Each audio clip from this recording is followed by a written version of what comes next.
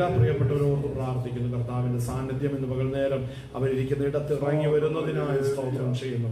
ഇന്ന് പകൽ നേരം കർത്താവ് അങ്ങയുടെ വിടുതലിന്റെ കരം, ജയത്തിന്റെ കരം ഞങ്ങളുടെ ജീവിതത്തിൽ കർത്താവ് വെളിപ്പെടുത്തുന്നതിനായി സ്തോത്രം ചെയ്യുന്നു. കർത്താവെ അങ്ങയുടെ മാറ്റമില്ലാത്ത ജീവന്റെ വചനം ഞങ്ങൾ ഇന്ന് പകൽ നേരം ആത്മാവിന്റെ കൃപയോടുകൂടെ കർത്താവെ ഹല്ലേലൂയ ഭക്ഷിച്ച് പാനം ചെയ്യുമ്പോൾ കർത്താവെ ആ ജീവന്റെ വചനം ഞങ്ങളുടെ ആത്മീക ജീവിതത്തിനും ഭൗതിക ജീവിതത്തിനും കർത്താവെ അങ്ങയുടെ മഹത്വം വെളിപ്പെടുത്തുവാൻ ഇടയായി തീരണമേ.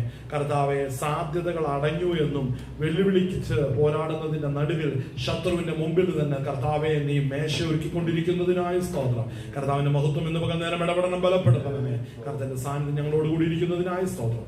യേശു ക്രിസ്തുവിന്റെ നാമത്തിൽ തന്നെ ദൈവനാമത്തിന് മഹത്വം ഉണ്ടാകട്ടെ. ഇന്ന് പകൽ നേരം വീണ്ടും കർത്താവിന്റെ സന്നിധിയിൽ നമ്മൾ ഒരുമിച്ച് നമ്മളായിരിക്കുന്നുവല്ലോ. കർത്താവിന്റെ കൃപ നമ്മളെ ബലപ്പെടുത്തുകയാൽ ആശ്വസിപ്പിക്കുകയാൽ സ്വതന്ത്രം കർത്താവിനെ ഞാൻ മഹത്വപ്പെടുത്തുന്നു. സ്വതന്ത്രം ഹല്ലേലൂയ. നമ്മുടെ ജീവിതത്തിൽ ഒത്തിരി അനുഭവത്തിന്റെ നടുവിലൂടെ നമ്മൾ ഈ കാലഘട്ടത്തിൽ നമ്മൾ കടന്നു പോവുകയാണ്. കർത്താവിൻ്റെ സാന്നിധ്യം നമ്മളെ ബലപ്പെടുത്തുകയും ആശ്വസിപ്പിക്കുകയും ചെയ്യുമ്പോൾ നമ്മൾ സ്വതന്ത്രം മനസ്സിലാക്കണം, അനേകരുടെ ജീവിതത്തിൽ ഈ ആശ്വാസം ലഭിക്കാത്തതുകൊണ്ടാണ് അനേകർ ആത്മഹത്യ ചെയ്യുന്നത്. അനേകർ പ്രതിസന്ധികളിലേക്ക് പോകുകയും ജീവിതം വെറുത്തു പോകുന്നതിന് കാരണം എന്തുകൊണ്ടാണ്? ജീവിതത്തിൽ സമാധാനം കിട്ടാത്തത് കൊണ്ടാണ്, ആശ്വാസം കിട്ടാത്തത് കൊണ്ടാണ്. എന്നാൽ നാം രക്ഷിക്കപ്പെട്ട് കർത്താവിൻ്റെ സന്നിധിയിലേക്ക് വരുമ്പോൾ സ്തോത്രം, രക്ഷിക്കപ്പെട്ട പ്രിയപ്പെട്ടവർക്കറിയാം അവർ രക്ഷിക്കപ്പെട്ടവന്റെ ഹൃദയം ക്രിസ്തുവിൽ സന്തോഷിക്കുകയും ആത്മാവിന്റെ സമാധാനം അനുഭവിക്കുവാനൊക്കെയും ഇടയായി തീരുന്നു. ആ അനുഭവം സ്തോത്രം അനുഭവിച്ച ഒരു വ്യക്തി പോലും ഒരിക്കലും കർത്താവിനെ വിട്ട് ഒരിക്കലും പോകുന്നില്ല. കാരണം ലോകത്തിന് തരാൻ കഴിയാത്ത സമാധാനമാണ് ക്രിസ്തു നൽകിയത്. ആമേൻ. നമ്മുടെ ഈ ലോകത്തിന്റെ രീതി ഒന്ന് നോക്കുമ്പോൾ മനസ്സിലാകുന്നത്, ലോകത്തിൽ എന്തൊക്കെ ലേറ്റസ്റ്റ് ആയിട്ട് എന്തൊക്കെ മാർക്കറ്റിൽ ഇറങ്ങുന്നുണ്ടോ, അത് എന്തൊക്കെയുണ്ടോ അതെല്ലാം കൃത്യമായി മേടിച്ച് അവരവരുടെ ആവശ്യങ്ങൾ നിവർത്തിച്ച് അതിൽ നിന്ന് ആർജിച്ചെടുക്കുന്ന ഒരു സമാധാനത്തിന് വേണ്ടിയാണ് അനേകർ ജീവിക്കുന്നത്. എന്നാൽ ക്രിസ്തു നമ്മുടെ ജീവിതത്തിലേക്ക് വന്നപ്പോൾ കർത്താവ് നമ്മുടെ ഹൃദയത്തിൽ നൽകിയ സമാധാനവും സന്തോഷവും എന്താണ്? സ്തോത്രം. ആ സമാധാനം ക്രിസ്തു നമ്മുടെ ഹൃദയത്തിൽ വസിക്കുകയാണ്. പരിശുദ്ധാത്മാവ് നമ്മുടെ ഹൃദയത്തിൽ വസിക്കുമ്പോൾ നാം അറിയുന്നു, സ്തോത്രം, സകലത്തെയും വിട്ട സ്വർഗമഹത്വങ്ങളെ വിട്ട് ഇറങ്ങി വന്ന കർത്താവ് എൻ്റെ അകൃത്യങ്ങളും പാപങ്ങൾക്ക് വേണ്ടി പ്രായശ്ചിത്തമായി തീർന്ന് എന്നെ പാപത്തിൽ നിന്ന് വിടുവിച്ചത് കൊണ്ട് പാപത്തിന്റെ ശിക്ഷകളെ ഇന്ന് ഞാൻ ഏൽക്കാതെ വണ്ണം കർത്താവ് എന്നെ സൂക്ഷിക്കുകയാണ്. വിശുദ്ധ ജീവിതം ദൈവം നമുക്ക് നൽകുന്നതിന്റെ പിന്നിലെ ഉദ്ദേശം എന്ന് പറഞ്ഞാൽ ഹല്ലേലൂയ, നാം ദൈവ മക്കളായിരിക്കുകയാലും കർത്താവിന്റെ ആശ്വാസം നമ്മൾ ഇന്ന് കൈക്കൊള്ളുകയാലുമാണ് നമ്മൾ ഇന്നത് കാണുവാൻ ഇടയായിത്തരും. നമ്മൾ വായിച്ച 41 സങ്കീർത്തനം അല്ലേ, 41 സങ്കീർത്തനം ഒത്തിരി വിഷയങ്ങൾ അതിനകത്ത് പറയുന്നുണ്ടെങ്കിലും ആ 41 സങ്കീർത്തനത്തിന്റെ അകത്ത് ഒരു ഭക്തനായിരിക്കുന്ന മനുഷ്യനെ കുറിച്ച് സമൂഹം പറയുന്ന പല കാര്യങ്ങളാണ് അവിടെ കാണുന്നത്. സമൂഹം പറഞ്ഞു വിടുന്ന ഒത്തിരി കാര്യങ്ങളെ കുറിച്ചാണ് അവിടെ കാണുന്നത്. അതിന്റെ നടുവിൽ ഭക്തിയോടുകൂടെ നിലനിൽക്കുവാൻ, ഭക്തിയോടുകൂടെ ജീവിക്കുവാൻ മനസ്സ് വയ്ക്കുന്ന ഒരു ഭക്തനെയാണ് സങ്കീർത്തനക്കാരൻ അവിടെ കാണുന്നത്. അപ്പോൾ ജീവിതത്തിൽ ക്രിസ്തുവിന് വേണ്ടി നിലനിൽക്കുന്നവർക്ക് മാത്രമാണ് ക്രിസ്തുവിനുള്ള സമാധാനം അനുഭവിക്കുവാനായിട്ട് കഴിയത്തുള്ളൂ. കാര്യങ്ങൾ ദൈവത്തിന് മഹത്വപ്പെടുത്തിയാട്ടെ. ഹല്ലേലൂയ. ഇന്ന് മകൻ നേരെ ക്രിസ്തുവിൽ ജീവിക്കുന്ന നമുക്ക് ജീവിതത്തിൽ പലതും കണ്ടില്ലെങ്കിലും, ജീവിതത്തിൽ പലതും പ്രതിസന്ധി നിറഞ്ഞിരിക്കുന്നതെങ്കിലും ഹൃദയത്തിലേക്ക് നോക്കിയാൽ പറയാൻ സാധിക്കുന്ന, ആർക്കും കെടുത്താൻ കഴിയാത്ത ഒരു സന്തോഷം അകത്തുണ്ട്. ആമേൻ. ആ സന്തോഷം അകത്തുണ്ട്. ആ സന്തോഷമുള്ളവര് കരങ്ങൾ ഉയർത്തി ആ സന്തോഷത്തോടെ കർത്താവിന് ഒരു മഹത്വം കൊടുത്താട്ടെ. ഹല്ലേലൂയ. കാര്യം ആർക്കും കെടുത്താൻ കഴിയാത്ത സന്തോഷമാണ് ക്രിസ്തു രക്ഷിക്കപ്പെട്ടൊരു ദൈവത്തിന്റെ ഹൃദയത്തിൽ നൽകുന്നത്. ആമേൻ. അതാണ് രക്ഷയുടെ അനുഭവം എന്ന് പറയുന്നത്. പരിശുദ്ധാത്മാവ് ഹൃദയത്തിൽ വന്നപ്പോൾ നമ്മുടെ ജീവിതത്തിലെ അവസ്ഥകൾ സമ്പൂർണമായി മാറി. ആമേൻ. എന്റെ കാര്യം ഞാൻ പറയുന്നത്, എന്റെ ജീവിതം ഹല്ലേലൂയ സമാധാനത്തിലേക്ക് വരുവാൻ, സ്വസ്ഥതയിലേക്ക് വരുവാൻ ഇടയായി തീർന്നു. ഈവൻ എന്റെ കയ്യിൽ ചിലപ്പോൾ പൈസ ഒന്നും കാണുന്നിരിക്കില്ല.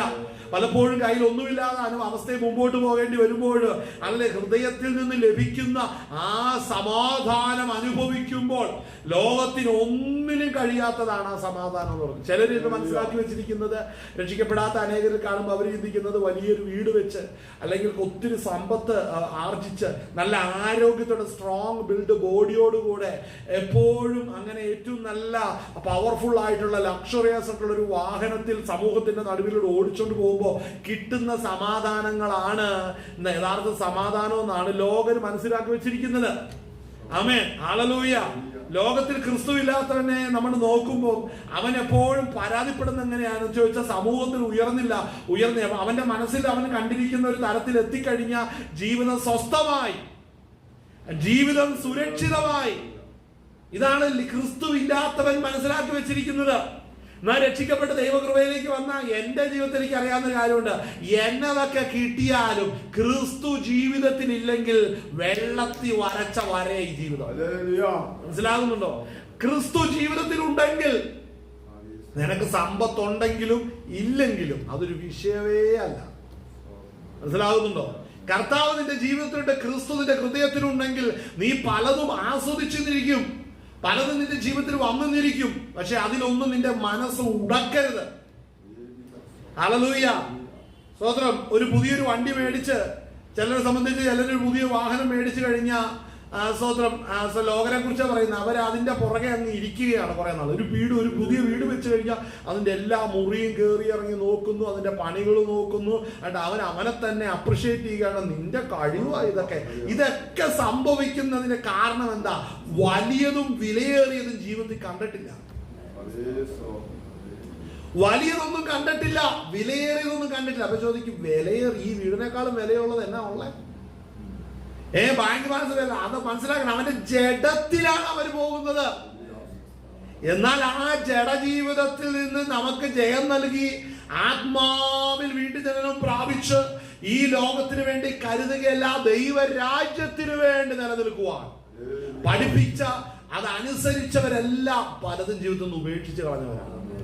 അല്ലേ? ഹല്ലേലൂയ. പൗലോസ് എത്രയോ സമ്പന്നനായിരുന്നു, എന്നാൽ വെളിപ്പാടുകൾ അവൻ പ്രാപിച്ചു കഴിഞ്ഞപ്പോൾ അതൊക്കെ ചവറെണ്ണി സ്വതന്ത്ര കർത്താവിന് വേണ്ടി ഇറങ്ങിപ്പോവാൻ ഇടയായി തീർന്നു. അപ്പോൾ ചോദിക്കുന്ന ഒരു ചോദ്യമുണ്ട്, അതും കൂടെ കൂട്ടിയിട്ട് പോയാൽ പോരെ എന്ന് ചോദിച്ചാൽ ഒരു കാര്യമുണ്ട്. അതെല്ലാം കൂടെ കൂടുമ്പോഴേ കർത്താവിനെ നിനക്ക് വഹിക്കാൻ പറ്റത്തില്ല. അനേകരുടെ ജീവിതത്തിൽ പ്രശ്നം എന്താണെന്നറിയാവോ? നിനക്ക് ക്രിസ്തുവിനെ വഹിക്കാൻ കഴിയാത്തതിന് കാര്യം നീ വേണ്ടാത്തൊക്കെ കയറി പിടിച്ചേക്കുക. എന്നിട്ട് പറയും നമുക്ക് എല്ലാം കൂടെ ഒരുമിച്ച് പോകാം. നീ എന്ന് ഈ വേണ്ടാത്തതൊക്കെ ജീവിതത്തിൽ നിന്ന് വിടുന്നു, അന്നേ നിന്റെ നോട്ടവും നടപ്പും ശരിയാകത്തുള്ളൂ. ഒരു രക്ഷിക്കപ്പെട്ട ദൈവത്തിലാണ് നീ എങ്കിൽ നീ എല്ലാം ഉപേക്ഷിച്ച് ക്രിസ്തുവിന് വേണ്ടി നിൽക്കണം. മനസ്സിലാവുന്നുണ്ടോ? ഹല്ലേലൂയ. ഉപേക്ഷിക്കാൻ പറഞ്ഞ എല്ലാം വിറ്റ് ദരിദ്രർക്ക് കൊടുക്കാൻ. ഈ ദരിദ്രൻ ആരാ? നിനക്ക് വേണ്ട 1-ാം നൂറ്റാണ്ടിലെല്ലാം പൊതുവകയിൽ വേണ്ടി എല്ലാവരും അവരവർക്ക് ആവശ്യമുള്ളത് എടുത്തോണ്ട് പോയി. ഇന്ന് നടക്കുമെന്ന് ചോദിച്ചാൽ വലിയ പാടാ, അല്ലേ? കാരണം എന്നാ, ഈ സമൂഹം, ഈ കൾച്ചർ അങ്ങനെ പഠിപ്പിച്ചു. കള്ളന്മാരുടെ എണ്ണം കൂടിയത് കൊണ്ട് അങ്ങനത്തെ സാഹസത്തിന് ഇന്ന് പലരും റെഡിയാകുന്നില്ല. ആവശ്യമില്ലാത്തൊരു കാര്യമായിരുന്നത്, എങ്കിലും അവർ ആത്മാവിന്റെ നിറവില്ലത് ചെയ്തു. പക്ഷെ അതിൻ്റെ അകത്ത് കപടം കാണിച്ചവൻ ചത്തുപോയി. പക്ഷെ ഇന്ന് കപടം കാണിക്കുന്ന അനേകം ജീവിച്ചിരിക്കുക ദീർഘായുസോടെ. അതെങ്ങനെ? അത് രണ്ടും കൂടെ നടക്കുന്നത്. അതെന്താന്ന് വെച്ചാൽ ദൈവാത്മാവിന്റെ പ്രവർത്തനത്തിനും ദൈവാത്മാവിന്റെ ശക്തിക്കും സ്തോത്രം വിധേയപ്പെടുന്ന വ്യക്തികളുടെ എണ്ണം സഭയ്ക്കകത്ത് കുറഞ്ഞു പോയത് കൊണ്ട് ഇന്ന് അനന്യാസും സഫീറിന്റെ ഒക്കെ ചരിത്രം വായിച്ച് രസിക്കാൻ മാത്രമേ ഉള്ളത്തുള്ളൂ. എന്നാ കാരണം? ദൈവാത്മാവിന് നേരെ ദൂഷണം ചെയ്യത്തക്ക നിലവാരത്തിൽ വഷളം ചെയ്യുന്നവരുടെ നിലവാരത്തിൽ അനേകരുടെ എണ്ണം ഇന്ന് കൂടിക്കൊണ്ടായിരിക്കുന്നത്. ഇന്ന് ദൈവകൃപയിൽ ഇരിക്കുന്ന വ്യക്തികളുടെ എണ്ണം വളരെ ചുരുക്കമായിക്കൊണ്ടിരിക്കുന്ന ഈ വലിയ സംഘടനകൾ ഇങ്ങനെ പെരുന്നാൾ പോകുന്ന പോലെ പോകുന്നുണ്ടെങ്കിലും അതിൻ്റെ അകത്തൊന്നും ദൈവാത്മാവിന്റെ നടത്തിപ്പിലുള്ളവരില്ല. ഈ മിക്ക പാസ്റ്റർമാരെ നോക്കിയാൽ അവര് ഈ സർക്കാർ ജോലിയാണോ ചെയ്യുന്നത് ചിലപ്പോൾ തോന്നിപ്പോകും. കാര്യം എന്താ? സർക്കാർ ജോലിയുടെ പ്രത്യേകത ഞാൻ പറയണ്ടല്ലോ. രാവിലെ 10 മണിയാകുമ്പോൾ ചെല്ലണം, ഒപ്പിടണം, കയറിയിരിക്കണം. ഉച്ചയ്ക്ക് 1 മണിയാകുമ്പോഴത്തേനും കൃത്യം ചോറുണ്ണാനായിട്ട് ഇറങ്ങണം. അത് കഴിഞ്ഞിട്ട് 2 മണിക്കോ വല്ലതും വീണ്ടും സമയമുള്ള പോലെ കയറിയിരിക്കണം. 5 മണിയാകുമ്പോൾ ബാഗും തൂക്കി നേരെ അങ്ങോട്ട് പോകണം വീട്ടിലേക്ക്. ഇതിനുള്ളിൽ ആര് ചത്താലും അവർക്ക് അങ്ങനെ ആയി പോയ ഒരു പദ്ധതിയാണ് ഇന്ന് ഇന്ന് ആത്മീക ശുശ്രൂഷ. ചിലതൊക്കെ സ്റ്റേജിൽ കയറി ഇങ്ങനെ കാണിക്കുന്നേ ഉള്ളൂ, ശിംശം കാണിക്കുന്നുള്ളൂ. പക്ഷെ തലയിൽ ജടയില്ല. മനസ്സിലാവുന്നില്ല? ജടയില്ലാതെയാണെന്ന് ഓർക്കണം. ഈ മസിൽ ഏതർത്ഥത്തില ആത്മീക ശുശ്രൂഷിക്കാണ്. കാര്യം ദൈവശക്തിക്ക് ആളെ കീഴ്പ്പെടുന്നില്ല. ദൈവശക്തിക്ക് കീഴ്പ്പെടുവാൻ സഭകളെ പഠിപ്പിച്ചിട്ടുമില്ല. മനസ്സിലാവുന്നുണ്ടോ? അതൊരു വലിയ പ്രശ്നമാണ്. ആമേൻ, ഹല്ലേലൂയ. നമ്മുടെ ചുറ്റും നമ്മൾ നമ്മുടെ കണ്ണ് ഓടിക്കണം, ചുറ്റും നമ്മൾ നോക്കണം, എങ്ങനെയൊക്കെയാണ് സമൂഹം പോയിക്കൊണ്ടിരിക്കുന്നത് നമ്മൾ മനസ്സിലാക്കണം. ദൈവശക്തിയാൽ നിറയപ്പെടണം. ദൈവശക്തി എന്ന് പറഞ്ഞ് ചെല്ലുമ്പോൾ വേറൊരു പ്രശ്നം എന്നാണെന്നറിയാവോ? വേറെ പ്രശ്നം എന്ന് പറഞ്ഞാൽ ഏത് ആത്മാവാന്നുള്ളതാ കാര്യം. സുലഭമായിട്ട് പ്രോസ്പെരിറ്റി പ്രസംഗിക്കുന്നവരുടെ കൈക്കീഴിൽ നിന്ന് ഇമ്പാർട്ട് ചെയ്ത് കിട്ടുന്ന കുറെ അഭിഷേകമുണ്ട്. 10 പൈസക്ക് ഗുണമില്ലാത്ത സാധനം. അത് പ്രാപിച്ചിട്ടുള്ള ഒത്തിരി പേരുണ്ട്. അതിന് തെളിവ് ചെല്ലുമ്പോ മകനെ ഇന്ന് നിന്റെ സ്ഥിതി മാറുക എന്ന് പറയുമ്പോൾ അവൻ ആത്മാവില്ല. ആ ആത്മാവാണ് അകത്ത് കയറിയിരിക്കുന്നത്. അത് കാൽവറിയിൽ നിനക്ക് വേണ്ടി തകർക്കപ്പെട്ട ക്രിസ്തു നിന്നെ സ്നേഹിക്കുക, സ്വന്തം പിതാവ് നിനക്ക് വേണ്ടി അയച്ചെന്ന് ആ സ്വർഗ്ഗം നിന്നെ സ്നേഹിക്കുന്നു എന്ന് അവനായിരുന്നു ഇറങ്ങുന്നത്. ചിലർ 2 കാര്യങ്ങൾ ഉയർത്തി ദൈവത്തെ മഹത്വപ്പെടുത്താൻ പറയുമ്പോൾ ചിലർ ഇങ്ങനെ നിൽക്കുന്നു. ചിലർ 2 കൈ ഒരു ദൈവത്തെ മഹത്വപ്പെടുത്താൻ പറയുമ്പോൾ ചിലർ ഇങ്ങനെ അല്ലേ?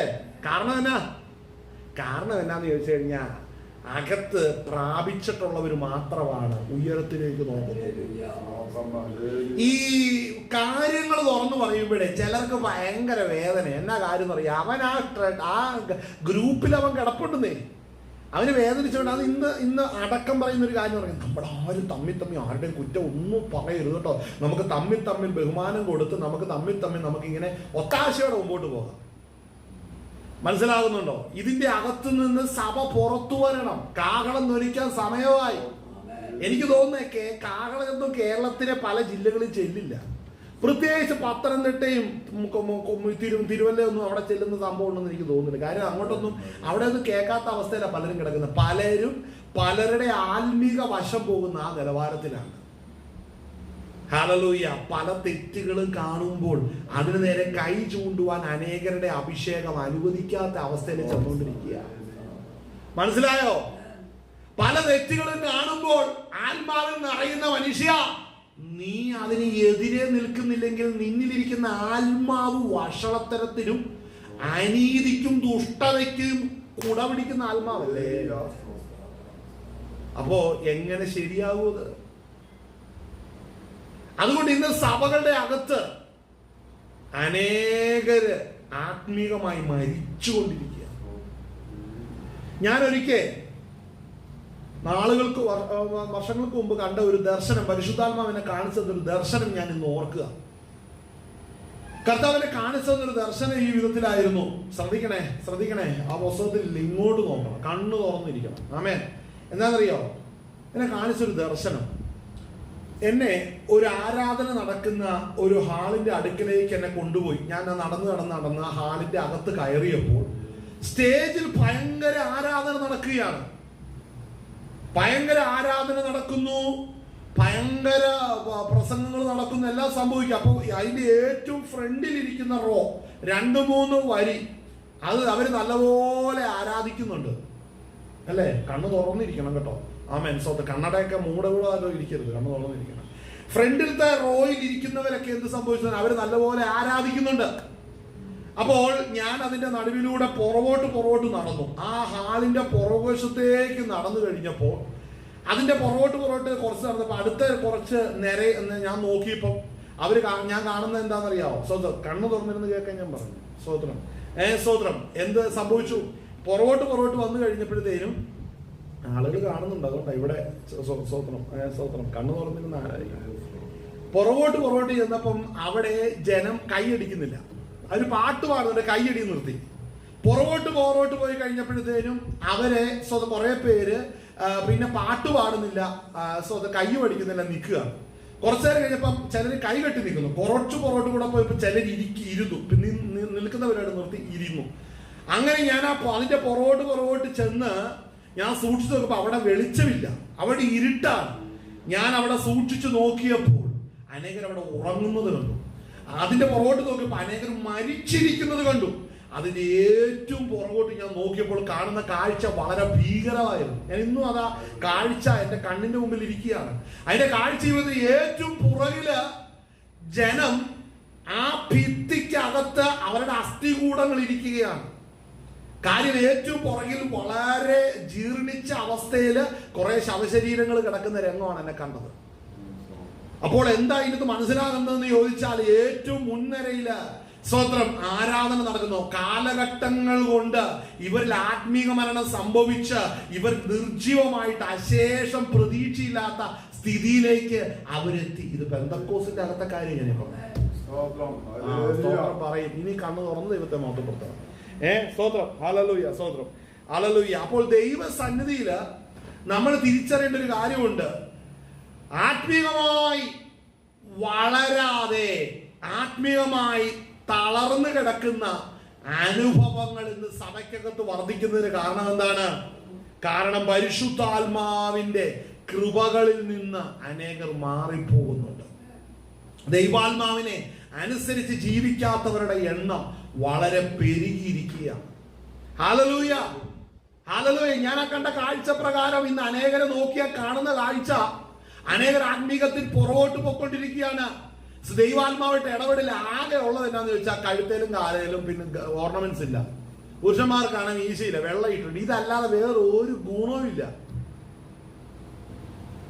ആളല്ല ഇനി കുറെ എന്റെ ഭാഷ പറയുന്ന നിസ്സോത്രം ഈ ചിലര് പറയുന്ന എന്നാന്ന് ചോദിച്ചു കഴിഞ്ഞിട്ടുണ്ടെങ്കിൽ ഇതെല്ലാം കൂടെ ഉപേക്ഷിച്ചു കഴിഞ്ഞാൽ ഇതൊക്കെ ഉപേക്ഷിക്കുന്നതിനല്ല, ഇത് ഉപേക്ഷിക്കുന്നതിനുപരി നീ ദൈവാത്മാവിനാൽ ചലിക്കുന്നുണ്ടോ? പരിശുദ്ധാത്മാവിനാൽ നടത്തപ്പെടുന്നുണ്ടോ? അനേകർ ദൈവാത്മാവിനാൽ നടത്തപ്പെടുന്നില്ല. അവിടെയാണ് ആത്മീക ജീവിതം തകർന്നു പോയിക്കൊണ്ടിരിക്കുന്നത്. കാരണം ദൈവം നമ്മളെ നടത്താനിരിക്കുന്ന ഒരു റൂട്ടുണ്ട്, ട്രാക്കുണ്ട്.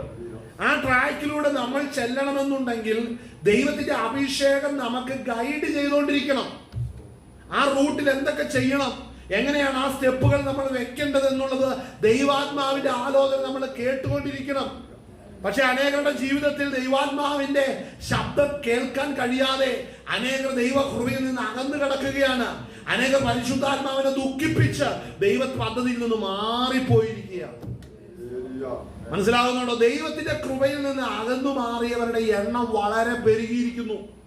ദൈവശബ്ദം കേൾക്കുന്നില്ല. സുവിശേഷം പറയുമ്പോൾ പരിശുദ്ധാത്മാവിനെ പ്രാപിച്ച ഒരുവനെ ഒരിക്കലും അടങ്ങിയിരിക്കാൻ കഴിയത്തില്ല. കാര്യം അവനെ വീണ്ടെടുത്ത പദ്ധതിയെ കുറിച്ച് അവന്റെ മർത്യമായ ചെവി കേൾക്കുമ്പോൾ അവന്റെ ഹൃദയത്തിലിരിക്കുന്ന പരിശുദ്ധാത്മാവ് സന്തോഷിച്ച് ആനന്ദത്താൽ തുള്ളുവാൻ ഇടയായി തീരും. എന്നാൽ സുവിശേഷം കേൾക്കുമ്പോൾ അനങ്ങാതിരിക്കുന്നത് മനസ്സിലാക്കിക്കോളോ, ഒന്നിൽ അവന് പരിശുദ്ധാത്മാവ് അവനിൽ സ്വന്തം ഇനാക്റ്റീവായിരിക്കുകയാണ്. എന്തുകൊണ്ട് അതിന്റെ ലൈഫിൽ പരിശുദ്ധാത്മാവ് ഇടപെടാത്തെന്നറിയാമോ? ജീവിതം മുഴുവൻ പരിശുദ്ധാത്മാവിനെ ദുഃഖിപ്പിച്ചിട്ടുണ്ട്. പരിശുദ്ധാത്മാവിനെ ദുഃഖിപ്പിച്ചിട്ട് ഒരിക്കലും ദൈവരാജ്യത്തിൽ എടുക്കപ്പെടില്ല.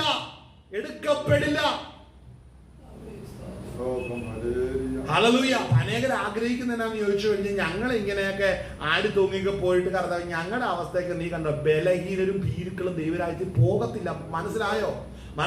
ഭീരുക്കൾ ദൈവരാജ്യത്തിൽ പോകത്തില്ല. ആ ലിസ്റ്റിൽ നീ ഉണ്ടോ എന്ന് നോക്കിക്കോണം. പരിശുദ്ധാത്മാവിനെ ദുഃഖിപ്പിച്ച് ദൈവാത്മാവിന്റെ ശബ്ദം കേൾക്കാത്ത നീ എങ്ങനെയാ പോകുന്നത്? ഞാൻ എപ്പോഴും പറയുന്നൊരു കാര്യം, ആരാ ദൈവരാജ്യത്തിൽ പോകുന്നറിയാവോ? കാഹളശബ്ദം കേൾക്കുന്നവരാരാന്നറിയാവോ? ആരാ? കാഹളം എന്ന് പറഞ്ഞാൽ മനസ്സിലാക്കണം, ഒരു വലിയൊരു ഇൻസ്ട്രുമെന്റ് ഊന്നല്ല. ചിലർ ഇപ്പോഴും പണ്ട് സമുദായ പള്ളിക്കത്തിരുന്ന് വിശ്വസിച്ച പോലെ ഇപ്പോഴും അതും വിശ്വസിച്ചുകൊണ്ടിരിക്കുന്നവരുണ്ട്. എത്ര വചനം കേട്ടാലും ബോധമില്ല. ചിലർ ബൈബിൾ കോളേജിൽ പോയി ഡിഗ്രി ഉണ്ട്, അതെടുത്ത പോലെ അടുപ്പിന്റെ അകത്തും വെച്ച് തീകായ. ദൈവ ശബ്ദം കേൾക്കാത്ത ഒരു വ്യക്തി കാഹള ശബ്ദം എങ്ങനെ കേൾക്കുന്നത്?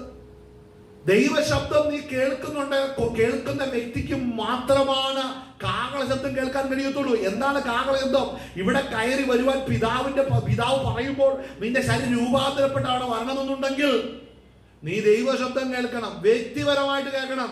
അല്ലാതെ വിളിച്ചു വരുത്തുന്ന പ്രവാചക സഭയിലെ ഉപദേശം കേട്ടാ നിന്റെ ശരീരം രൂപാന്തരപ്പെടത്തില്ല.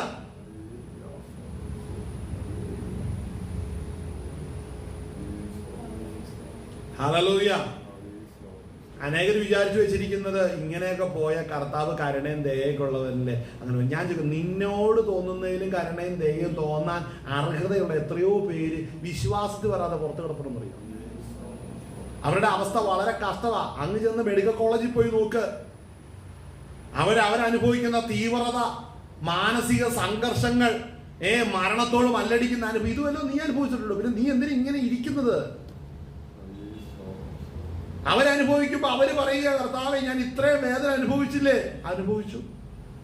അങ്ങനെയാണ് എന്നെ സ്വർഗത്തിലേക്ക് കയറ്റിക്കൂടെ എന്ന് ചോദിച്ചാൽ പുത്രൻ മുഖാന്തരമല്ലാതെ ആർക്കും പിതാവിന്റെ അടുക്ക ചെല്ലാൻ കഴിയത്തില്ല. നീ രക്ഷിക്കപ്പെടണം, സ്നാനപ്പെടണം, വീണ്ടും ജനിക്കണം, പരിശുദ്ധാത്മാഭിഷേകം പ്രാപിക്കണം, വചനം നിന്നിൽ ക്രിയ ചെയ്യണം.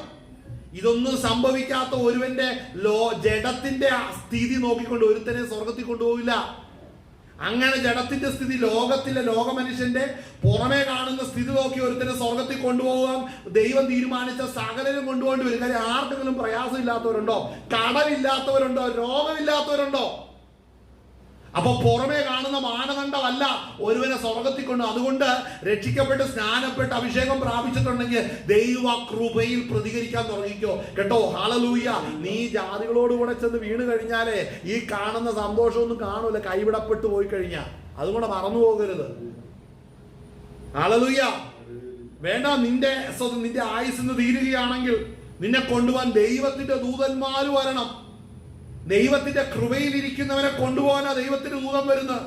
അല്ലാതെ ഭൂമിയിൽ നിന്ന് മാറ്റപ്പെട്ടു പോയ കാരണവന്മാര് വന്ന് വാടി പോകാന്നും പറഞ്ഞിട്ട് വിളിക്കുമ്പോ ഉറക്കമില്ല, അങ്ങനെ ഇങ്ങനെ തലയിട്ടടി. ഇതൊക്കെ ആത്മാവാന്നറിയോ? മനസ്സിലാക്കണം, നീ ചതിക്കപ്പെടരുത്. ദൈവസന്നിധിയില് അല്ലെങ്കിൽ മടങ്ങി വരേണ്ട മേഖലകളിൽ മടങ്ങി വന്നേ മതിയാകത്തുള്ളൂ. ആമേൻ.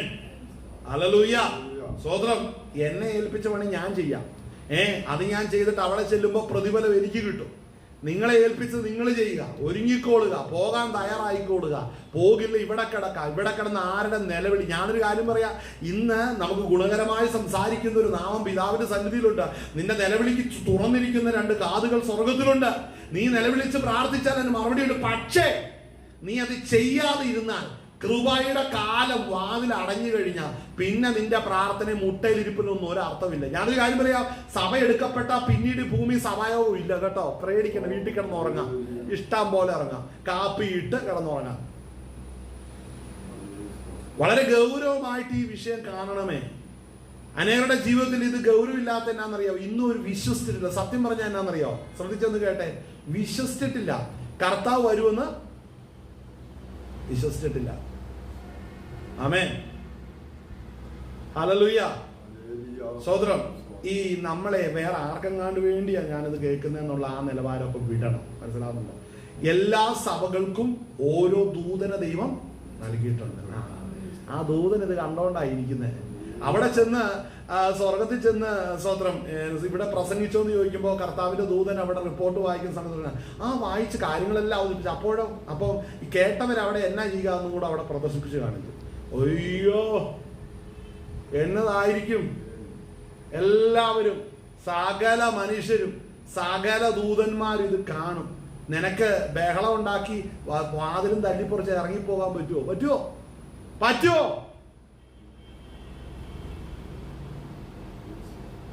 അതുകൊണ്ട് വളരെ ഗൗരവമായി ദൈവസന്നിധിയിൽ ഇരിക്കണേ. തീയോടാണ് കളിക്കുന്നത്. സുഖിക്കാനും സന്തോഷിക്കാനും വകുപ്പില്ല. അതുകൊണ്ട് ദൈവസന്നിധിയില ബോധ്യത്തോടു കൂടെ വരുവാൻ കർത്താവ് നിങ്ങളെ ബലപ്പെടുത്തട്ടെ. സ്തോത്രം. ഹല്ലേലൂയ. എഫേസ്യ ലേഖനം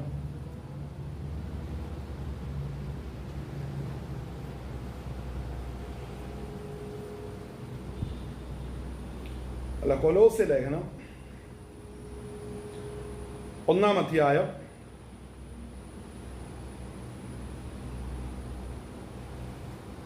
അതിന്റെ 22-ാം വാക്യം. കൊലോസ്യ ലേഖനം 1:22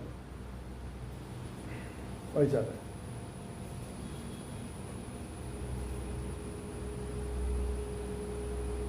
അവന്റെ മുൻപിൽ വിശുദ്ധന്മാരും നിഷ്കളങ്കരും കുറ്റമില്ലാത്തവരും. ഒന്നുകൂടെ വായിച്ചേ, തെറ്റുണ്ട്. അവന്റെ മുൻപിൽ വിശുദ്ധന്മാരും നിഷ്കളങ്കരും നിർത്തേണ്ടതിന്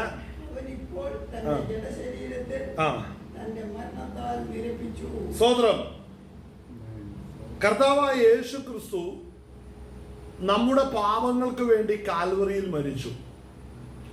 എന്നെ പിതാവിനോട് നിരപ്പിക്കേണ്ടതിന് പുത്രൻ എന്റെ മരണത്തെ വഹിച്ചവൻ പകരക്കാരനായി കാൽവറിയിൽ മരിച്ചു. അങ്ങനെ എനിക്ക് നിരപ്പ് ലഭിച്ചു. ഇത് വിശ്വസിക്കുന്നവരാണ് രക്ഷിക്കപ്പെടേണ്ടത്. എനിക്ക് നിരപ്പ് ലഭിച്ചു. പിതാവിന്റെ സന്നിധിയിൽ എനിക്ക് പ്രവേശനമില്ലായിരുന്നു. എനിക്ക് പകരക്കാരനായി ക്രിസ്തു എന്റെ പാപത്തിന്റെ ശിക്ഷ ഏറ്റെടുത്തത് കൊണ്ട് എനിക്ക് പിതാവിന്റെ സന്നിധിയിലേക്ക് പുത്രൻ മുഖാന്തരം പ്രവേശനം ലഭിക്കുന്നു. അതിൽ നിന്ന് തന്നെ പരിശുദ്ധാത്മാവ് ഒരുക്കിക്കൊണ്ടിരിക്കുന്നു. ആമേൻ, ഹല്ലേലൂയ. എന്താണ് അവിടെ വായിക്കുന്ന ഒരു പ്രധാനപ്പെട്ട 2 പദങ്ങളുണ്ട്. അവന്റെ മുമ്പിൽ വിശുദ്ധരും നിഷ്കളങ്കരും കുറ്റമില്ലാത്തവരുമായി നിർത്തേണ്ടത്. അപ്പൊ ക്രിസ്തു നമ്മെ ഒരുക്കുന്നത് എന്തിനാണ്? വിശുദ്ധരും നിഷ്കളങ്കരും കുറ്റമില്ലാത്തവരുമായി നിർത്തണം. ഇതാണ് കർത്താവിന്റെ പദ്ധതി എന്ന് പറയുന്നത്. എന്നെ കുറിച്ച് നിങ്ങളെ കുറിച്ചുള്ള പദ്ധതി നിഷ്കളങ്കരായി നമ്മളെ നിർത്തണം. പുത്രന് മനസ്സിലാവുന്നുണ്ടോ? അതിനെ താൻ നമുക്ക് വേണ്ടി തകർക്കപ്പെട്ടു. നാം വിശുദ്ധി പ്രാപിച്ചത് എങ്ങനെയാ? ക്രിസ്തു നമുക്ക് വേണ്ടി അധ്വാനിച്ച് ക്രിസ്തുവിന്റെ അധ്വാനത്താൽ നമുക്ക് ലഭിച്ച വിശുദ്ധിയാണ്. അവൻ നമുക്ക് വേണ്ടി തകർക്കപ്പെട്ടപ്പോൾ ഊറ്റപ്പെട്ട രക്തമാണ് നമ്മുടെ വിശുദ്ധിയുടെ അടിസ്ഥാനം എന്ന് പറയുന്നത്. യേശു ക്രിസ്തു എന്റെ പാപങ്ങൾക്ക് വേണ്ടി തകർക്കപ്പെട്ടു. അവൻ എനിക്ക് നൽകിയ വിശുദ്ധി എന്ന് പറയുന്നത് അവന്റെ രക്തത്തിന്റെ വിശുദ്ധിയാണ്. പാപം അറിയാത്തവനാകുന്ന യേശു ക്രിസ്തു എനിക്ക് വേണ്ടി മറുവിലയായി തീർന്നു. അങ്ങനെ എനിക്ക് വേണ്ടി പ്രായശ്ചിത്തമായി തീർന്ന ക്രിസ്തു അവന്റെ രക്തത്താൽ എന്നെ നീതീകരിച്ചു. ആ നീതീകരിച്ച രക്തത്തിൽ അടങ്ങിയിരിക്കുന്ന വിശുദ്ധിയാണ് എന്റെ ആത്മാവിൽ പുത്രനാകുന്ന യേശു ക്രിസ്തു പരിശുദ്ധാത്മാവ് മുഖാന്തരം പകരുവാനിടയായി തീർന്നത്. മനസ്സിലാവുന്നുണ്ട്? ഈ ബോധ്യ പരിശുദ്ധാത്മാവ് നിന്റെ ജീവിതത്തിൽ നിനക്ക് നൽകണം. നീ ആരാണെന്ന് ചോദിച്ചാൽ നീ അതിന് പറയുവാൻ സജ്ജമായിരിക്കണം. ശ്രദ്ധിക്കണേ, നിത്യത ഒരു യാഥാർത്ഥ്യമാ. നിത്യത ഒരു യാഥാർത്ഥ്യം. മരണം എപ്പോൾ വേണമെങ്കിലും സംഭവിക്കാം. നീ ഭൂമിയിൽ നിന്ന് മാറ്റപ്പെട്ട് കഴിഞ്ഞാൽ നീ ശരീരത്തിൽ നിന്ന് ചെയ്തതിന്റെ പ്രതിഫലം നീ മേടിക്കേണ്ടതായിട്ട് ചെല്ലേണ്ടി വരും. അപ്പോൾ നീ ഒരുങ്ങാതെയും ദൈവസന്നിധിയിൽ ഹല്ലേലൂയ ഒരുക്കമില്ലാതെയും ഇരുന്നാൽ നിന്റെ നിത്യത നീ എവിടെ നീ ചെലവഴിക്കാനാ നീ പോകുന്നത്? ഹല്ലേലൂയ, സ്തോത്രം. ദൈവാത്മാവിനെ അനുസരിക്കാതെ ഒരുവൻ ഒരിക്കലും വിശുദ്ധനായിട്ടിരിക്കാൻ കഴിയത്തില്ല. ശ്രദ്ധിച്ചോ, ഇത് ദൈവത്തിന്റെ ദൂതൻ ഇത് റെക്കോർഡ്. ഇത് നീ കേട്ടോ, ഇത് നീ കേട്ടു, എന്നിട്ട് നീ വിശ്വസിച്ചോ, വിശ്വസിച്ചില്ല. അപ്പോൾ പ്രതിഫലമില്ലെന്ന് മാത്രമല്ല, ശിക്ഷയും കൂടെ കിട്ടും. കേൾപ്പാൻ ചെവിയുള്ളവൻ കേൾക്കട്ടെ എന്ന് നമ്മൾ 10 പേരോട് പറയും. നിനക്കും ഈ നിയമം തന്നെ ബാധകമാണെന്ന് നിനക്ക് മനസ്സിലാവുന്നുണ്ടോ? കേൾപ്പാൻ ചെവിയുള്ളവൻ അവനെ നിർബന്ധിച്ച് അവന്റെ മേൽ ആരോപിച്ചല്ലേ അവനെ അതിനു വേണ്ടി സ്വത്രം അതിലേക്ക് അവനെ സ്വത്രം എന്താ പറയുക നിർബന്ധിച്ചു കൊണ്ടുവരാൻ ഒരിക്കലും പറഞ്ഞിട്ടില്ല വചനം. പറയുന്നുണ്ടോ? കാര്യങ്ങൾ മനസ്സിൽ ബോധ്യപ്പെട്ട കാര്യങ്ങൾ വിളിച്ചു പറഞ്ഞേക്കാനാ പറയുന്നത്. അനുസരിച്ചാലും അനുസരിക്കാഞ്ഞാലും സ്വത്രം ഇത് പ്രസംഗിക്കുന്ന വ്യക്തിയെ ബാധിക്കുന്ന കാര്യമില്ല. പ്രസംഗിക്കുന്ന വ്യക്തിയോട് പറഞ്ഞിരിക്കുന്നു, നീ മറയ്ക്കാതെ തുറന്നു പറയണം. ഞാനത് ചെയ്തോണ്ടായിരിക്കുന്നത്. ഒരുങ്ങേണ്ടവൻ ഒരുങ്ങിയില്ലെങ്കിൽ എനിക്ക് വിഷയമല്ല. എന്നാലും ഇന്ന് അനേകരത് തുറന്നു പറയുന്നില്ല. അത് നമ്മുടെ വിഷയമല്ല. കാരണം അത് അവൻ ബോധിപ്പിച്ചോലും. അവൻ ആരെ നോക്കിയിട്ടാ സത്യം പറയാതിരിക്കുന്നതെന്ന് അവിടെ ചെന്നത് ബോധ്യപ്പെടുത്തുന്നു. പക്ഷെ നമ്മളത് അന്വേഷിച്ചു നടക്കരുത്. ഈ മലയാളികളുടെ ഒരു സ്വഭാവം എന്താണെന്നറിയാവോ? നിന്റെ അടുപ്പില് കലത്തി കഞ്ഞി ഉണ്ടോന്നല്ല നിന്റെ വിഷയം, അയലൊക്കത്തെ എന്നാ ഉണ്ടാന്നുള്ള അതിന്റെ ചിന്ത. ഈ സ്വഭാവം ആത്മീയത്തിൽ വരുമ്പോഴും ചിലർക്കുണ്ട്. നിന്റെ തളർച്ചയും നിന്റെ ഇല്ലായ്മയും അല്ല നീ നോക്കുന്നത്, മറ്റുള്ളവൻ എന്നാന്ന് നോക്കുന്നത്. അത് വിടണം. ജീവിതത്തിൽ നിന്ന് ഉപേക്ഷിച്ചേ മതിയാകത്തുള്ളൂ. മനസ്സിലാകുന്നുണ്ടോ? ഹല്ലേലൂയ. ആ ഭാഗം നമ്മൾ വായിക്കുമ്പോൾ കർത്താവിന്റെ പദ്ധതി മനസ്സിലാക്കി നമ്മളെ വിശുദ്ധരായി നിഷ്കളങ്കരായി കുറ്റമില്ലാത്തവരായി നിർത്തണം. അല്ലെ? അങ്ങനെയല്ല വായിക്കുന്നത്. വായിച്ചേ, ആ ഭാഗം ഒന്നും കൂടെ വായിച്ചേ. അവന്റെ മുൻപിൽ വിശുദ്ധന്മാരും നിഷ്കളങ്കരും കുറ്റമില്ലാത്തവരുമായി നിർത്തേണ്ടതിന് അവൻ ഇപ്പോൾ തന്റെ ജഡശരീരത്തിൽ തന്റെ മരണത്താൽ നിരപ്പിച്ചു. അപ്പോൾ മനസ്സിലാക്കണം, നാം വിശ്വാസത്താൽ നമ്മൾ അംഗീകരിച്ച് വിശ്വസിച്ച് കർത്താവിനെ നമ്മൾ പ്രസംഗിക്കുമ്പോൾ എന്താ പറയുക, പ്രസംഗിക്കുമ്പോൾ മാത്രമല്ല നമ്മൾ പ്രാർത്ഥിക്കുമ്പോഴും എല്ലാം നമ്മൾ കാൽവറിയിൽ നമ്മൾ ചാരണം. മനസ്സിലാവുന്നുണ്ടോ? രക്ഷിക്കപ്പെടാത്തവർ എന്ത് പ്രാർത്ഥിച്ചാലും അവര് മറ്റു പല കാര്യങ്ങളിലൂടെ പോകും. രക്ഷിക്കപ്പെട്ടവൻ പ്രാർത്ഥിക്കുന്നവരെ നേരെ കാൽവറിയുടെ ചോട്ടിലേക്ക് വരും. ഒറിജിനൽ ഡ്യൂപ്ലിക്കേറ്റ് എങ്ങനെ തിരിച്ചറിയാൻ പറ്റുമെന്ന് ചോദിച്ചു കഴിഞ്ഞാൽ, ഡ്യൂപ്ലിക്കേറ്റ് എപ്പോഴും മറ്റു വിഷയങ്ങളിൽ അതും ഇതും പഴയ നിയമത്തിലെ കുറെ സംഭവങ്ങളും ഇതൊക്കെ എടുത്തു വെച്ചിട്ട് അങ്ങോട്ട് കാച്ചുകല്ലാതെ അവൻ ഒരിക്കലും ക്രൂശിലേക്ക് വരില്ല. എന്നാൽ രക്ഷിക്കപ്പെട്ട ഒറിജിനൽ വിശ്വാസി എന്നാണെന്നറിയാവോ? അവൻ കാൽവറിയിലേക്ക് വരും. പ്രിയപുത്രനാകുന്ന കർത്താവ് പ്രായശ്ചിത്തമായി തീർന്ന ആ വിഷയമാണ് അവന്റെ വിഷയം. അല്ലാതെ ചെങ്കടൽ വിളർന്നൊന്നും അല്ല അവന്റെ വിഷയം. ഏലിയാവ് തീ ഇറക്കിയതൊന്നും അല്ല വിഷയം. നീ പാപിയായി ഇരുന്നപ്പോൾ നിന്നോട് സ്വർഗീയ പിതാവ് കരുണ തോന്നി പ്രിയപുത്രനെ നിനക്ക് വേണ്ടി അയച്ചു തന്നു. നിനക്ക് പ്രായശ്ചിത്തമായി തീരേണ്ടതിന് അവനെ കാൽവറി തകർത്തു. അതിലടങ്ങിയിരിക്കുന്ന ദൈവശക്തിയാണ് ഒറിജിനൽ പരിശുദ്ധാത്മാവിന്റെ കൃപ എന്ന് പറയുന്നത്. മനസ്സിലാവുന്നുണ്ടോ? അത് പ്രാപിച്ചവര് കാൽവറിയുടെ മഹത്വം പറയുമ്പോൾ ദൈവസന്നിധിയിൽ ദൈവത്തെ മഹത്വപ്പെടുത്തിക്കൊണ്ടിരിക്കും. അല്ലാത്തവരൊന്ന് ഉറങ്ങിക്കൊണ്ടിരിക്കും. എന്നാ കാര്യം? അവരെ അത് ബാധിക്കുന്നില്ല. അവര് ബാധിക്കുന്നില്ലെന്നേ. അത് അവര് ബാധിക്കാത്തതിന് കാരണം തന്നെ കാര്യം ആ ആത്മാവിനാലല്ല വന്നത്. അവര് വന്നെങ്ങനെ? നിന്റെ അവസ്ഥ ഇന്ന് മാറാമോ? ഇത് കേട്ടിട്ട് വന്ന് നീ വീണ്ടും ജനിച്ചിട്ടില്ല. നിനക്ക് രോഗസൗഖ്യം കിട്ടും. അത് കേട്ടോണ്ട് സ്നാനപ്പെട്ടവരുണ്ട്. നീ വീണ്ടും ജനിച്ചിട്ടില്ല. മനസ്സിലായോ? അപകടം എവിടാന്ന് മനസ്സിലായോ? കാകളതൊന്നും കേൾക്കൂല. ഇവിടെ കിടന്ന് കറങ്ങാം. പണ്ടൊരു വാസു പറഞ്ഞ് ഓർക്കുന്ന എന്നാന്നറിയാവോ? കൈവിടപ്പെട്ടാലേ നീ എന്നതിൽ വിറ്റ് പെറുക്കി ഈ സർവൈവൽ കിറ്റ് എവിടെന്നെങ്കിലും മേടിച്ചു നല്ല വണ്ടി ഒരെണ്ണം മേടിച്ചിട്ടോ പറ്റുന്ന ഈ കല്ലും പാറയെല്ലാം തരണം ചെയ്ത് പോകാനുള്ള എക്യുപ്മെന്റ്സ് ഒക്കെ വില കൊടുത്ത് ലക്ഷങ്ങൾ കൊടുത്ത് മേടിച്ചിട്ട്. കാര്യം നീ കൈവിടപ്പെടപ്പെട്ടാലേ നീ അവിടെയും കിടന്ന് കരഞ്ഞു പ്രാർത്ഥിച്ചിട്ട് കാര്യമൊന്നുമില്ല. കുറേ പേർ ഞാൻ പറയാം, കൈവിടപ്പെട്ടു പോകുന്നതിന് ഒരു വലിയ പങ്ക് വിശ്വാസികളായി ഇരുന്നവര് മാനസിക രോഗികളായും പോവാം. എന്തുകൊണ്ടാണെന്നറിയോ? അവർക്ക് ലഭിച്ച അവസരത്തിൽ അവർ കർത്താവിന്റെ കൃപയിൽ ഇരുന്നില്ല. ഞാൻ മുഴുവൻ മനുഷ്യരെ കുറിച്ചാണ് പറയുന്നത്. എവിടെ? ഏത് കാര്യത്തിലാ? സഭയ്ക്കകത്ത് അവർക്ക് ലഭിച്ച അവസരത്തിൽ അവർ ഒരുങ്ങിയില്ല. അവർ കൃപയിലേക്ക് മടങ്ങി വന്നില്ല. ക്രൂശിലേക്ക് നോക്കിയില്ല. പക്ഷെ കൈവിടപ്പെട്ട് കഴിഞ്ഞപ്പോൾ ഉണ്ടല്ലോ, അവന് ലഭിച്ചിട്ടും അവർ ഒരുങ്ങാതെ ഇരുന്നത് കൊണ്ട് ഇപ്പൊ കൈവിടപ്പെട്ട് കിടക്കുകയാണ്. ആരുമില്ല കേൾക്കാൻ. ഹല്ലേലൂയ. പ്രാർത്ഥിക്കുന്ന ഒരുവൻ പോലും, അഭിഷേകമുള്ള ഒരുവൻ പോലും ഈ ഭൂപരത്തിൽ കാണില്ല എന്ന് മനസ്സിലാക്കണേ. നീ ആരെയാ വിളിക്കുന്നത്? നിന്നെ പോലെ തന്നെ കൊമ്പും വാലും ഇല്ലെന്ന് മാത്രമല്ല, അതുപോലെ എല്ലാ സ്വഭാവത്തിനും പിശാച് സ്വഭാവം കാണിക്കുന്നവനെ നീ വിളിക്കാൻ പോകുന്നെന്ന്. കർത്താവിന്റെ വരവ് യാഥാർത്ഥ്യമാണ്. ഒരുങ്ങാൻ സമയമായി കേട്ടോ. ഹല്ലേലൂയ. ഇന്ന് ഏതാണ്ടൊക്കെ നിനക്ക് സ്തോത്രം ജീവിതത്തിൽ ഏതാണ്ടൊക്കെ നന്മ കിട്ടൂ എന്ന് പറഞ്ഞ് നിന്റെ കുടുംബത്തിന്റെ സ്ഥിതി മാറുമെന്നൊക്കെ കേട്ട് സ്നാനപ്പെട്ടവരോട് ഒരു കാര്യം പറയാം. നീ രക്ഷിക്കപ്പെടണം. വീണ്ടും ജനിക്കണം. ആത്മാവിനാൽ വീണ്ടും ജനിക്കണം. നിന്റെ പാപത്തിന്റെ പ്രായശ്ചിത്തത്തിന് വേണ്ടി പ്രിയപുത്രൻ നിനക്ക് വേണ്ടി പരമയാഗമായി തീർന്നു. ആ ക്രിസ്തുവിന്റെ ശരീരയാഗത്താൽ ഞാൻ വീണ്ടും ജനനം പ്രാപിച്ചു എന്ന് വിശ്വസിക്കാതെ നിന്റെ സ്ഥിതി മാറും, നിന്റെ മക്കളുടെ അവസ്ഥകൾ മാറും, അല്ലെങ്കിൽ സാമ്പത്തിക സ്ഥിതി മാറും എന്ന് കേട്ടോണ്ട് വന്നവരൊന്നും ദൈവരാജ്യത്തിന്റെ പടി കാണത്തില്ല.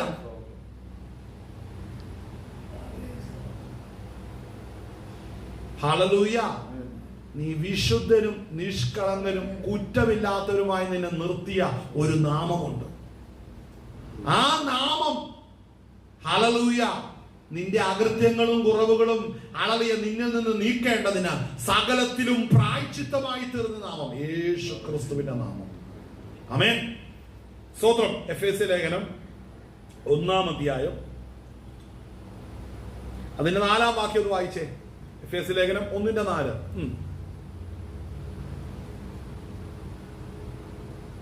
നാം തന്റെ സന്നിധിയിൽ വിശുദ്ധരും നിഷ്കളങ്കരും ആകേണ്ടതിന് അവൻ ലോകസ്ഥാപനത്തിന് മുമ്പേ നമ്മെ തിരഞ്ഞെടുക്കുകയും തിരുഹിതത്തിന്റെ പ്രസാദപ്രകാരം യേശുക്രിസ്തു മുഖാന്തരം നമ്മെ ദത്തെടുക്കേണ്ടതിന് അവൻ പ്രിയനായവനിൽ നമുക്ക് സൗജന്യമായി നൽകിയ തന്റെ കൃപാ മഹത്വത്തിന്റെ പുകഴ്ചയ്ക്കായി സ്നേഹത്തിൽ നമ്മെ മുൻനിയമിക്കുകയും ചെയ്തു. കണ്ടോ? മറ്റൊരു കാര്യം ഇതിന്റെ പറയുന്നില്ല. ഭൂമിയിലെ ഒരു കാര്യവും പറയുന്നില്ല. നിന്റെ ശരീരവുമായിട്ട് ബന്ധപ്പെട്ട ഒരു വിഷയങ്ങളും ആവശ്യങ്ങളും നടത്തിത്തരാനല്ല കർത്താവ് കാൽവറി തകർക്കപ്പെട്ടത്. ഈ ചില സ്ഥലത്തൊക്കെ പോകുമ്പോഴേ സഹോദര ഈ നേർച്ചക്കുറ്റി ഇരിക്കുമ്പോ ആ ബസ്സിലിരിക്കുന്നവര് ആ പള്ളിയിലുള്ളവരാണെങ്കിൽ ബസ്സിൽ ഇരുന്നുകൊണ്ട് നേർച്ച വലിച്ച് നേർച്ച എന്ന് പറഞ്ഞ എന്നാ ഈ 10ന്റെ തൊട്ട് 5ന്റെ തൊട്ട് അല്ലെ, ഇപ്പൊ 100 രൂപയുടെ തൊട്ട് ഞാൻ കണ്ടിട്ട് പോലുമില്ല. അങ്ങനെയൊക്കെ ഉള്ള 10ന്റെയും 100ന്റെയൊക്കെ 50ന്റെയും 100ന്റെയൊക്കെ ഉണ്ടെന്ന് വെച്ചോ. അതൊക്കെ എടുത്ത് എറിയുക. എങ്ങോട്ട് എറിയുന്ന? ആ നേർച്ചപ്പെട്ടിക്കകത്തേക്ക് എറിയുക. വർഷങ്ങളായിട്ട് നേർച്ചപ്പെട്ടിക്കകത്ത് എറിയുക. എന്നാ കാരണം? ഈ 10 രൂപ ചെന്നിട്ട് എനിക്കൊരു 10,000 രൂപയുടെ ആവശ്യമുണ്ട്. അത് ആ നേർച്ചപ്പെട്ടി ചെന്ന് വീഴുന്ന ഉടനെ എനിക്ക് നടത്തി തരും. ഈ വിശ്വാസത്തിൽ ഇരിക്കുന്നവർ ഒത്തിരി പേരുണ്ട് അല്ലേ? നേർച്ചപ്പെട്ടിയുടെ വിശ്വാസത്തോടു കൂടെ നടക്കുന്ന ഒത്തിരി പേരുണ്ട്. മനസ്സിലാവുന്നുണ്ടോ? ഞാൻ ഇന്നലെ ഒരാളോട് പറഞ്ഞൊരു കാര്യം എന്നാന്ന് പറഞ്ഞാൽ, ഒരു ഈ സ്വതന്ത്ര ഒരു ഹോട്ടലിന്റെ ഫ്രണ്ടിൽ അല്ലേ, ഹോട്ടലിന്റെ ഫ്രണ്ടിലാണെങ്കിൽ ഈ മറ്റേ കോഴി ഇരുന്ന് തീക്കത്തിരുന്ന് കറങ്ങുകയാണല്ലോ, അതിനെന്നാ പറയുന്നത്, ഷവായി ഉണ്ടാക്കാൻ വേണ്ടി എങ്ങാണ്ട് ഇതിങ്ങനെ കറക്കിക്കൊണ്ടിരിക്കുക ഒത്തിരി കോഴികൾ. അപ്പൊ ഞാൻ വണ്ടിക്കത്ത് കയറിയിട്ട് ഞാൻ നോക്കിയപ്പോ സൂക്ഷിച്ച് നോക്കിയപ്പോ ഇത് നല്ല പരിചയമുള്ളൊരു സാധനമാണല്ലോ എന്ന്. കാര്യം അതിന്റെ അകത്ത് തീ ഇങ്ങനെ അടിയിലൂടെ പൊങ്ങുന്നുണ്ട്, മേളിൽ കോഴി കിടന്ന് കറങ്ങുക. അപ്പൊ എനിക്ക് ഓർമ്മ വന്നു, ചില പള്ളിയുടെയൊക്കെ ഫ്രണ്ടിൽ ഇതുപോലെ തന്നെ നേർച്ചക്കുറ്റി വെച്ചിട്ടുണ്ട്, അതിന്റെ ഫ്രണ്ടിൽ മെഴുകുതിരിയും കത്തിച്ചിട്ടുണ്ട്. അപ്പൊ ഇത് രണ്ടും കൂടെ നോക്കുമ്പോൾ നല്ല കമ്പാരിസൺ ഉണ്ട്. കാര്യം അതിന്റെ അകത്തും തീ, ഇതിന്റെ അകത്തും തീ. അവിടെ കോഴിയിറച്ചിയാണ് അതിന്റെ അകത്ത് പൈസ കിടപ്പുണ്ട്. അപ്പൊ ഞാൻ പറഞ്ഞു വന്നത് മറ്റൊന്നുമല്ല, ഈ എല്ലാം ഒന്ന് നോക്കിയാലേ ഏതാണ്ടൊക്കെ ഇത് വല്ല ഒരേ അവസ്ഥയിലാണ് കിടക്കുന്നത്. മനസ്സിലാകുന്നുണ്ടോ? നേർച്ച എറിഞ്ഞ് പൈസ എന്തെങ്കിലും കിട്ടാൻ വേണ്ടി നോക്കിയിരിക്കുന്നത്. ഞാൻ ചോദിക്കട്ടെ, അത്ര നാണം കെട്ട ഒരു ദൈവമാണോ? ചിലർ വിശ്വസിക്കുന്നത് എന്റെ ഈ പൈസ നോക്കി അവിടെ ഇരിക്കുന്ന ദൈവം അല്ലേ. ഞാൻ രാവിലെ മീൻ മേടിക്കാൻ പോയപ്പോ, ഇറച്ചി മേടിക്കാൻ പോയപ്പോ, പച്ചക്കറി മേടിക്കാൻ പോയപ്പോ ബസ്സിൽ ഇരുന്നല്ലേ കാറിൽ ഇരുന്നുകൊണ്ട് പൈസ എറിഞ്ഞപ്പോ അവിടെ വായും പൊളിച്ചിരുന്ന് മേടിച്ചു തിന്നുന്ന ദൈവം. അങ്ങനെയാണോ ദൈവം? നിന്റെ ഇച്ചിരി ഇല്ലാത്ത പൈസ കിട്ടാൻ വേണ്ടി നോക്കിയിരിക്കുവോ? ഹല്ലേലൂയ. അപ്പൊ മനസ്സിലാക്കണം, ലോകമനുഷ്യന്റെ വിവരം അത്രേ ഉള്ളൂ. എന്നാൽ സകലത്തെയും പടച്ചവനാകുന്ന, സകലത്തെയും ഉളവാക്കിയവനാകുന്ന ഏക സത്യ ദൈവത്തിന് ഇതിന്റെ ആവശ്യമില്ല. ഉണ്ടോ? അവൻ ഇതൊന്നും മേടിക്കാനോ ഒരുത്തിന്റെ മുമ്പിൽ കൈ ഓടിക്കേണ്ട കാര്യമില്ല. വല്ല ഉണ്ടോ? കർത്താവിന് എന്തെങ്കിലും വേണമെങ്കിൽ മനുഷ്യനോട് ചോദിച്ചിട്ടാണോ എടുക്കുന്നത്? അഹങ്കാരം തലയ്ക്ക് പിടിക്കുമ്പോ ചിലര് പറയണ്ട, എന്നോട് പറയാതെ വല്ലവരോട് നടക്കുമോ? അതൊക്കെ അഹങ്കാരമാട്ടോ. തലയിലൊരു ഞരമ്പ് പൊട്ടിയാൽ തീർന്നു നിന്റെ അഹങ്കാരം. രാവിലെ അറിയത്തില്ല, വൈകിട്ടും അറിയത്തില്ല, ഒന്നും അറിയാൻ മേല, അങ്ങനെ കിടന്നങ്ങ് സ്വന്തം നിരങ്ങുന്നത് കാണാം.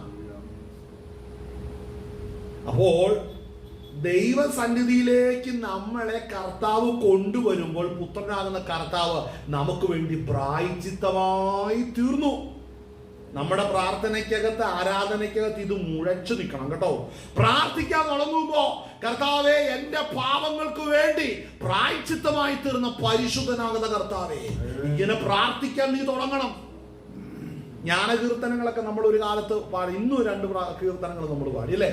അതൊക്കെ വായിക്കുമ്പോൾ അതിൻ്റെ അകത്ത് നിന്റെ പാപത്തിന് വേണ്ടി പ്രായശ്ചിത്തമായി തീർന്ന കർത്താവിന്റെ ശരീരയാഗമാണ് അതിൻ്റെ അകത്തൊക്കെ വിഷയമായിരിക്കുന്നത്.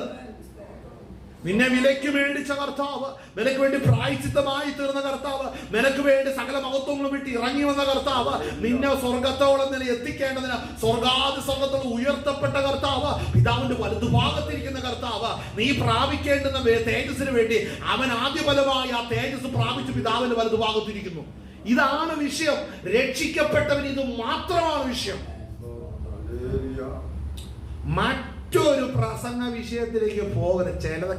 ചിലരുടെ ഈ പെട്ടിക്കട പ്രസംഗങ്ങളുണ്ട്. എന്റെ ഭാഷ പറഞ്ഞ എന്നാന്നറിയാവോ?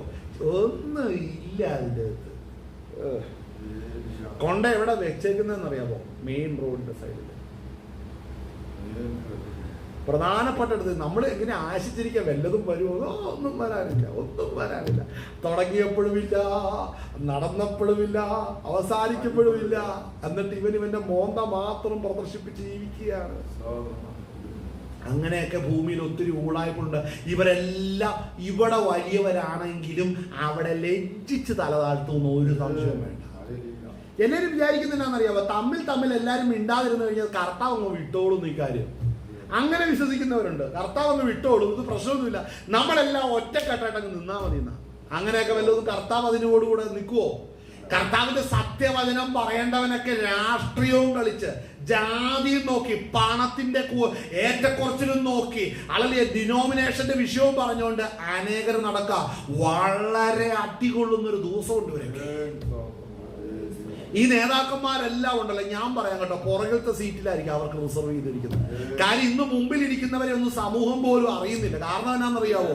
അവര് ദൈവസന്നിധി കർത്താവ് അവര് മാത്രമായിട്ട് ജീവിച്ചോണ്ടിരിക്കുക.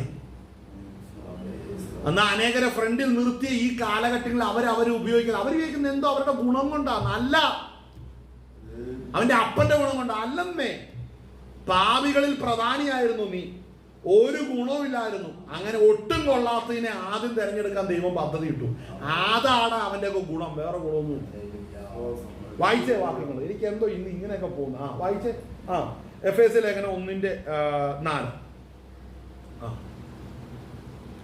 നാം തന്നെ സന്നിധിയിൽ വിശുദ്ധരും നിഷ്കളങ്കരും ആകേണ്ടതിന് അവൻ ലോക സ്ഥാപനത്തിന് മുമ്പേ നമ്മെ അവനിൽ തിരഞ്ഞെടുക്കുകയും നാം തന്റെ സന്നിധിയിൽ വിശുദ്ധരും നിഷ്കളങ്കരും ആകേണ്ടതിന് അവൻ ലോകസ്ഥാപനത്തിന് മുമ്പേ നമ്മെ അവനിൽ തിരഞ്ഞെടുത്തു. അപ്പൊ ഞാനൊരു കാര്യം പറയാം.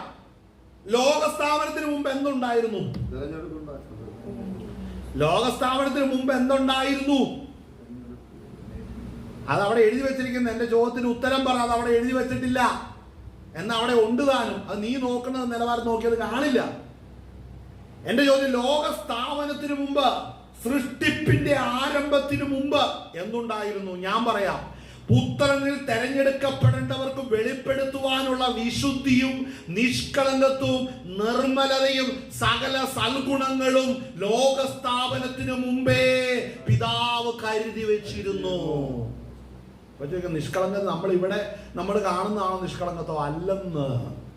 പുത്രനിൽ കർത്താവ് നമ്മെ നിഷ്കളങ്കരായി തീരുവാൻ കർത്താവ് നമുക്ക് വേണ്ടി കരുതിയിരിക്കുന്ന ആത്മാവിന്റെ ഫലങ്ങൾ, അത് സൃഷ്ടിപ്പിന്റെ മുമ്പ് പിതാവ് നമുക്ക് വേണ്ടി കരുതി വെച്ചിരുന്നു. അല്ലാതെ ഓടി വന്ന് കുറെ ദൂതന്മാരെ ഉണ്ടാക്കി, കുറെ വിളച്ചിലും വയ്യാവേലിയുള്ള കുറെ പാമ്പിനെയും അനുസരണം കെട്ട ഹൗവാനെയൊക്കെ ഉണ്ടാക്കിയെന്ന് വിടുകയല്ലായിരുന്നു ഇത് ആദ്യം. പിന്നെ എന്നാ ചെയ്തേ? ആദ്യം പുത്രനാകുന്ന ക്രിസ്തുവിനോടുകൂടെ തേജസ്സിൽ നിൽക്കുവാൻ പിതാവായ ദൈവം പദ്ധതി ചെയ്തിരിക്കുന്നവരെ സ്വന്തം ആദ്യം പിതാവിന്റെ തിരുഹൃദയത്തിൽ തെരഞ്ഞെടുത്തു. ഇത് സൃഷ്ടിപ്പിന് മുമ്പ് നടന്ന കാര്യമാണ്. അവർ പ്രാപിച്ചെടുക്കുവാനിരിക്കുന്ന ആത്മീയ നന്മകൾ, ഫലങ്ങൾ, അത് സൃഷ്ടിപ്പിന് മുമ്പുണ്ടായിരുന്നു. മനസ്സിലാകുന്നുണ്ടോ? അത് ദൈവരൂപത്തിലിരിക്കുന്ന ദൈവത്തിൽ വാസം ചെയ്യേണ്ടതിന് ദൈവം ഒരുക്കി വെച്ചിരുന്നു. അതുകൊണ്ട് തെരഞ്ഞെടുക്കപ്പെടുന്നവർക്ക് വെളിപ്പെട്ട് കിട്ടുന്ന വരങ്ങളും അനുഗ്രഹങ്ങളും അഭിവൃദ്ധികളും നിഷ്കളങ്കതയും ആത്മാവിന്റെ ഫലങ്ങളൊന്നും സൃഷ്ടിപ്പിന് ശേഷം വന്നതല്ല. അത് സൃഷ്ടിപ്പിന് മുമ്പുണ്ടായിരുന്നു. ഹല്ലേലൂയ. അതുകൊണ്ട് നാം പരിശുദ്ധാത്മാവിന്റെ കൃപയിൽ പുത്രനാകുന്ന യേശു ക്രിസ്തുവിന്റെ കാൽവറിയിൽ തകർക്കപ്പെട്ട കർത്താവിനെ ആത്മാവിൽ ദർശിക്കുമ്പോൾ നിന്നിലേക്ക് ഇറങ്ങി വരുന്ന കൃപകൾ മനസ്സിലാക്കണം. സൃഷ്ടിപ്പിന് ശേഷമുള്ളതല്ല, പിതാവ് നിനക്ക് വേണ്ടി ഒരുക്കി തന്റെ ഹൃദയത്തിൽ സൂക്ഷിച്ചിരുന്ന ആത്മീക നന്മകളാണ് നീ ഇന്ന് പ്രാപിച്ചുകൊണ്ടിരിക്കുന്നത്. മനസ്സിലാകുന്നുണ്ടോ? അന്യഭാഷയും കൃപാവരങ്ങളൊക്കെ വേണ്ടെന്നും പറഞ്ഞ് ദുർഭൂതം കയറി നടക്കുന്ന പാസ്റ്റർമാർ ഒത്തിരി എണ്ണുണ്ട്. അതിനൊക്കെ വിട്ട് കളഞ്ഞേക്ക്. നരകത്തിന്റെ ഏതെങ്കിലും കോണി കിടക്കുന്ന കാണാം. അതൊക്കെ ഇന്ന് ഈ ഭൂമിയിൽ എല്ലാവർക്കും എല്ലാം ചെയ്യാൻ അവസരം കർത്താവ് കൊടുത്തിട്ടുണ്ട്. ആരിനെ കൈക്ക് കയറി പിടിച്ചിട്ട് കർത്താവ് നീ ചെയ്യരുത്, പ്രവർത്തിക്കരുത്, ഓടരുത്, ചെയ്യാറരുത്, മിണ്ടരുത് ഒന്നും കർത്താവ് പറയുന്നില്ല.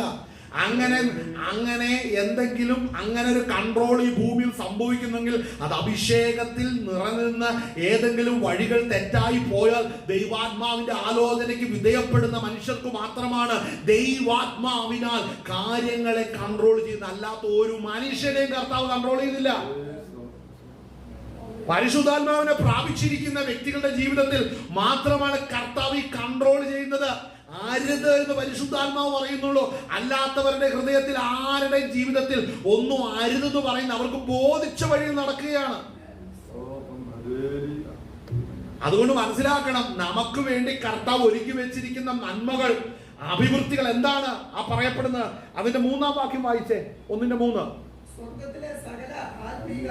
അപ്പോൾ മനസ്സിലാക്കണം, ഈ സ്വർഗത്തിലെ സകല ആത്മീക അനുഗ്രഹങ്ങൾ എന്ന് പറയുന്നത്, അത് ആത്മീക അനുഗ്രഹങ്ങൾ എന്നാണ് ഉരുവാക്കിയത്, എന്നാണ് സൃഷ്ടിച്ചത്? ലോകസ്ഥാപനത്തിന് മുമ്പേ. അതായത് പുത്രനിൽ തെരഞ്ഞെടുക്കപ്പെടേണ്ടവർക്ക് ലഭിക്കേണ്ട ആത്മീക അനുഗ്രഹങ്ങൾ ലോകസ്ഥാപനത്തിന് മുമ്പേ പിതാവ് ഒരുക്കി. പുത്രൻ മുഖാന്തരം നാം രക്ഷിക്കപ്പെട്ട് കഴിഞ്ഞപ്പോൾ വിൻസെന്റ് ആകുന്ന എനിക്ക് ബോധ്യം വരുന്നൊരു സത്യമുണ്ട്. ലോകസ്ഥാപനത്തിന് മുമ്പേ പിതാവ് പുത്രനിലൂടെ എന്നെ തെരഞ്ഞെടുക്കുമ്പോൾ പുത്രൻ അനുഭവിക്കുന്ന നന്മകളും സ്വന്തം അതേ നന്മകളും അഭിവൃദ്ധികളും ഉയർച്ചകളും മാന്യതകളും അളവിയ സ്വന്തം തെരഞ്ഞെടുക്കപ്പെട്ടവരിലും വരണമെന്നുള്ളത് പിതാവിന്റെ പദ്ധതിയായിരുന്നു. മനസ്സിലാകുന്നുണ്ടോ? ആ ബോധ്യം നമുക്ക് പരിശുദ്ധാത്മാവ് മാത്രമാണ് നൽകുന്നത്. അതുകൊണ്ട് മനസ്സിലാക്കണം, ഈ ലോകത്തിന് ദൃഷ്ടാന്തമായതല്ല. നമ്മുടെ കാലഘട്ടം ഈ ഭൂമി തീരാൻ പോവുകയാണ്. മനസ്സിലാകുന്നുണ്ടോ? അതുകൊണ്ടാണ് നമ്മൾ എപ്പോഴും സന്തോഷിക്കണം. ആമേൻ. ആളുകൾ എപ്പോഴും സന്തോഷിക്കണം. നമ്മുടെ സന്തോഷം കുറഞ്ഞു പോകരുത്. കാര്യം എന്നെ ക്രിസ്തുവിൽ തെരഞ്ഞെടുത്തു. ഈ മതങ്ങൾ പഠിപ്പിക്കുന്ന എന്നാന്നറിയാവോ? മതങ്ങൾ പഠിപ്പിക്കുന്നത് ചെന്ന് സഹോദരം അവരെ വെച്ച് ചെയ്തു കാലങ്ങളായിട്ട് ഒന്നും അറിയാൻ മേലാത്ത കുറെ ആചാരങ്ങൾ ഇങ്ങനെ ചെയ്തുകൊണ്ടിരുന്ന രക്ഷ പ്രാപിക്കുന്ന. അങ്ങനെ രക്ഷയുടെ പദ്ധതി അങ്ങനെയല്ല. രക്ഷിക്കുന്നവൻ നിനക്ക് ബോധ്യം നൽകണം നീ രക്ഷിക്കപ്പെട്ടു എന്ന്. അങ്ങനെ ബോധ്യപ്പെട്ട ഒരൊറ്റ കൂട്ടരെ ഈ ഭൂമിയിലുള്ളൂ. അത് ദൈവസഭ മാത്രമേ ഉള്ളൂ. മനസ്സിലാകുന്നുണ്ട്? അല്ലാതെ ആ മല ദൈവമുണ്ട്, ഈ മല ദൈവമുണ്ട്, അവിടെ നേർച്ചിട്ടാണ് ഇന്ന മന്ത്രവാദിയുണ്ട്, അങ്ങനെയൊന്നും നടക്കുന്നതല്ല രക്ഷയുടെ പദ്ധതി. മനസ്സിലാകുന്നു? രക്ഷയുടെ പദ്ധതി എന്താണ്? ദൈവാത്മാവ് നമ്മളിൽ വസിച്ച് ദൈവം നമുക്ക് ബോധ്യം നൽകണം. പരിശുദ്ധാത്മാവ് ബോധ്യം നൽകണം. നമ്മുടെ ആത്മാവിന് ബോധ്യം നൽകുമ്പോൾ തന്നെ വചനത്തിലൂടെ ബോധ്യം തരും. വചനം നാം ആത്മാവിൽ നമ്മൾ അത് ഭക്ഷിച്ചുകൊണ്ടിരിക്കുമ്പോൾ തന്നെ പരിശുദ്ധാത്മാവ് ആഴമുള്ളത് വീണ്ടും വെളിപ്പെടുത്തുന്ന നമ്മൾ മക്കളായത് കൊണ്ടാണ്. മനസ്സിലാകുന്നു? ഇവിടെ ഇരുന്ന മക്കളാകില്ല, ആത്മാവിൽ ജനിച്ചാലേ മക്കളാകത്തുള്ളൂ. മനസ്സിലാകുന്നുണ്ടോ? എന്നിട്ട് രാവിലെ ഞാൻ കഞ്ഞി വെച്ചു, ചോറ് വെച്ചു, കറി വെച്ചു, എല്ലായിടത്തും ബാഗും തൂക്കി നടന്നു. നരകത്തിൽ പോകാം. ആത്മാവിൽ ജനിച്ചാൽ ദൈവരാജ്യത്തിൽ പോകാം. മനസ്സിലാകുന്നുണ്ടോ? മനസ്സിലാക്കണേ സഹോദരൻ. ഒരു കുഞ്ഞ് ജനിക്കുമ്പോഴേ ശ്രദ്ധിക്കണേ, ഒരു കുഞ്ഞ് ജനിക്കുമ്പോഴേ കൈക്കുഞ്ഞായിരിക്കുമ്പോൾ അതിനെ പ്രതികരിക്കല്ല. വളർന്ന് വരുമ്പോൾ എല്ലാം കുസൃതിയും കാണിക്കും, അതെല്ലാം കണ്ടോണ്ടിരിക്കും അല്ലേ? ആ കുഞ്ഞ് വളർന്ന് വലുതായി പ്രായമുള്ളൊരു വ്യക്തിയായി തീർന്നു കഴിഞ്ഞാൽ സഹോദരൻ ചെറുപ്പത്തിൽ ഇട്ടോണ്ടിരുന്ന സ്നാക്കിയും ചെരുപ്പും ഇട്ടോണ്ടാണ് പിന്നെ നടക്കുന്നത്. പിന്നെ ഒരു കാര്യം, സ്വർഗീയ പിതാവ് ആ കുഞ്ഞുങ്ങൾക്ക് കൊടുക്കാനിരിക്കുന്ന കാര്യങ്ങള് ശക്തി ആഴമുള്ള കാര്യങ്ങളാണ്. മനസ്സിലാകുന്നുണ്ടോ? ഒരു കുഞ്ഞിനോട് ചോദിച്ചാൽ എങ്ങനെയാ ഇപ്പം നമ്മുടെ കാലത്ത് ഇപ്പോഴത്തെ പിള്ളേർ ഇതെല്ലാം ചെയ്യുന്നതെന്ന് എനിക്കറിയാൻ മേല. ഞാൻ ഓർക്കുന്നുണ്ട്, ക്വാർട്ടേഴ്സിൽ കിടന്ന സമയത്ത് നമുക്ക് അപ്പം ഉണ്ടാക്കാമെന്നും പറഞ്ഞ് എന്നെ കാണിക്കും. ചിരട്ട കൊണ്ടുവന്നിട്ട് അത് ഈ മണ്ണ് കൂട്ടി കുഴച്ചിട്ട് അതിങ്ങനെ ഓരോന്ന് വെക്കുക. അത് മണ്ണപ്പം, അത് പല ഇഡ്ഡലിയാകാം അപ്പം ആകാം പറഞ്ഞ് കൊടുക്കും. ക്വാർട്ടേഴ്സിന് കൂട്ടിട്ട് ഞാൻ ചെയ്ത കാര്യമാണ് പറഞ്ഞത്. പിന്നെ കുഴി ഇങ്ങനെ തോണ്ടും അല്ലേ? കുഴി ഇങ്ങനെ ചിരട്ട കൊണ്ട് തന്നെ ഇങ്ങനെ തോണ്ടും. അതെല്ലാം കൂടെ ഇങ്ങനെ പൊക്കി ഇട്ട് നോക്കും അതിൻ്റെ അടിയിൽ തന്നെ ആളുകൾ. ഇതൊക്കെ ചെറുപ്പത്തിലെ സ്വഭാവമാണ്. മനസ്സിലാകുന്നുണ്ടോ? ആ മണ്ണപ്പവും നിനക്ക് 30-40 വയസ്സായിട്ട് നീ പഴയ മണ്ണപ്പം ചുട്ടുകൊണ്ട് നടന്ന നിനക്ക് കുഴപ്പമുണ്ട്. 10-40 വർഷമായിട്ട് ഇപ്പോഴും മണ്ണപ്പം ചുട്ടുകൊണ്ട് നടന്നാൽ അവരെ പിടിച്ചു കൊണ്ടുവന്ന സാധനം അങ്ങോട്ട് പൈൻകുളത്തിന് ഊളംപാറയ്ക്ക് കൊണ്ടുപോകും അല്ലേ? കാരണം അത് വേറെ പ്രശ്നമാണ്. ഇതുപോലെ ആത്മീയത്തിനൊരു കാര്യമുണ്ട്. ആരംഭദിശയിൽ ആത്മീകമായി പക്വത വരുന്ന മർമ്മങ്ങൾ പരിശുദ്ധാത്മാവ് അല്ലെങ്കിൽ നമുക്ക് മക്കൾക്ക് ലഭിക്കുമ്പോൾ അതിൽ വളർന്നു വരണം. ഹല്ലേലൂയ. ഇന്ന് ഒത്തിരി പേര് വന്ന് പറയുന്നുണ്ട്, കുഞ്ഞുങ്ങൾ ഇന്നും തന്നെ എനിക്ക് മണ്ണപ്പം മതി. കർത്താവ് അടുക്കളയിൽ നിന്ന് അപ്പം കൊണ്ട് കുഞ്ഞിന്റെ വായി കൊടുക്കുമ്പോൾ കുഞ്ഞ് പറയുന്നത് എനിക്ക് മണ്ണപ്പം മതി. ചോറ് കൊണ്ട് ഒറിജിനൽ ചോറ് കൊണ്ട് കുഞ്ഞിന് കൊടുക്കും. കുഞ്ഞ് പറയും മണ്ണപ്പം മതി. അത് എപ്പോൾ വരെ അപ്പൻ കേൾക്കുമെന്നറിയാവോ? അപ്പനും അമ്മയും കേൾക്കുമെന്നറിയാവോ? ഒരു പ്രായം വരെ കേൾക്കും. അത് കഴിഞ്ഞിട്ട് സ്കൂളിൽ പോകാൻ തുടങ്ങും മണ്ണപ്പം വേണമെന്ന് പറഞ്ഞു കഴിഞ്ഞാൽ ചൂരൻ അടിച്ച് പറപ്പിക്കും അല്ലേ? അപ്പൊ അടി ആർക്കാ കിട്ടുന്നേ? വളരുന്ന മക്കൾക്ക് അടി കിട്ടുകയുള്ളൂ. വളരാത്ത മക്കളെ കൊണ്ട് ഇടുന്ന സ്ഥലം വേറെയാ. ഒന്നെങ്കിൽ ഹോസ്പിറ്റല് അല്ലെ മെന്റൽ ഹോസ്പിറ്റൽ അല്ലേ? ചിലര് പിന്നെ പോലീസ് സ്റ്റേഷനിൽ കിടക്കുന്നവരുണ്ട്.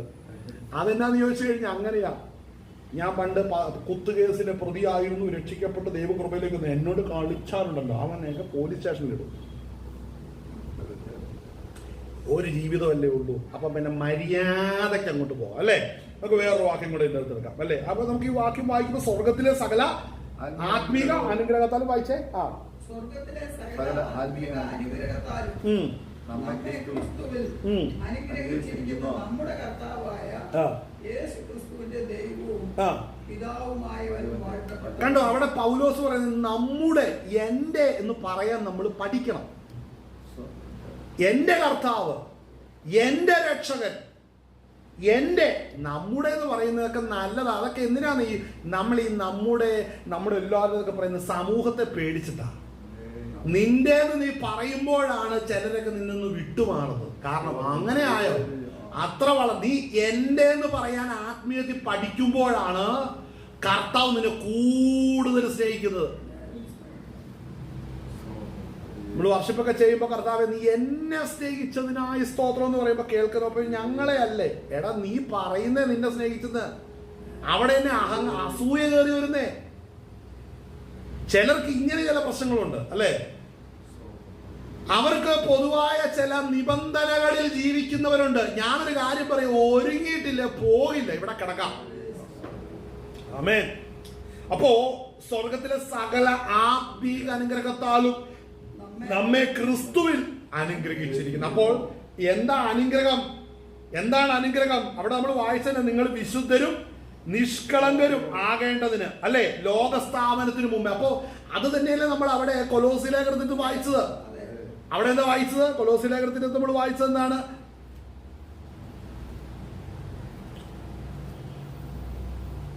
കൊലോസി ലേഖനം 1-ാം അധ്യായത്തിന്റെ നമ്മൾ വായിച്ചത് അവന്റെ മുമ്പിൽ വിശുദ്ധരും നിഷ്കളങ്കരും കുറ്റമില്ലാത്തവരായി നിർത്തേണ്ടതിന്. കണ്ടോ? അപ്പോ കർത്താവ് നമ്മളെ നിർത്തുവാനിരിക്കുന്ന നിഷ്കളങ്കത്വം അത് ഈ ലോക മനുഷ്യനൊന്നും പറഞ്ഞാൽ അറിയത്തില്ല.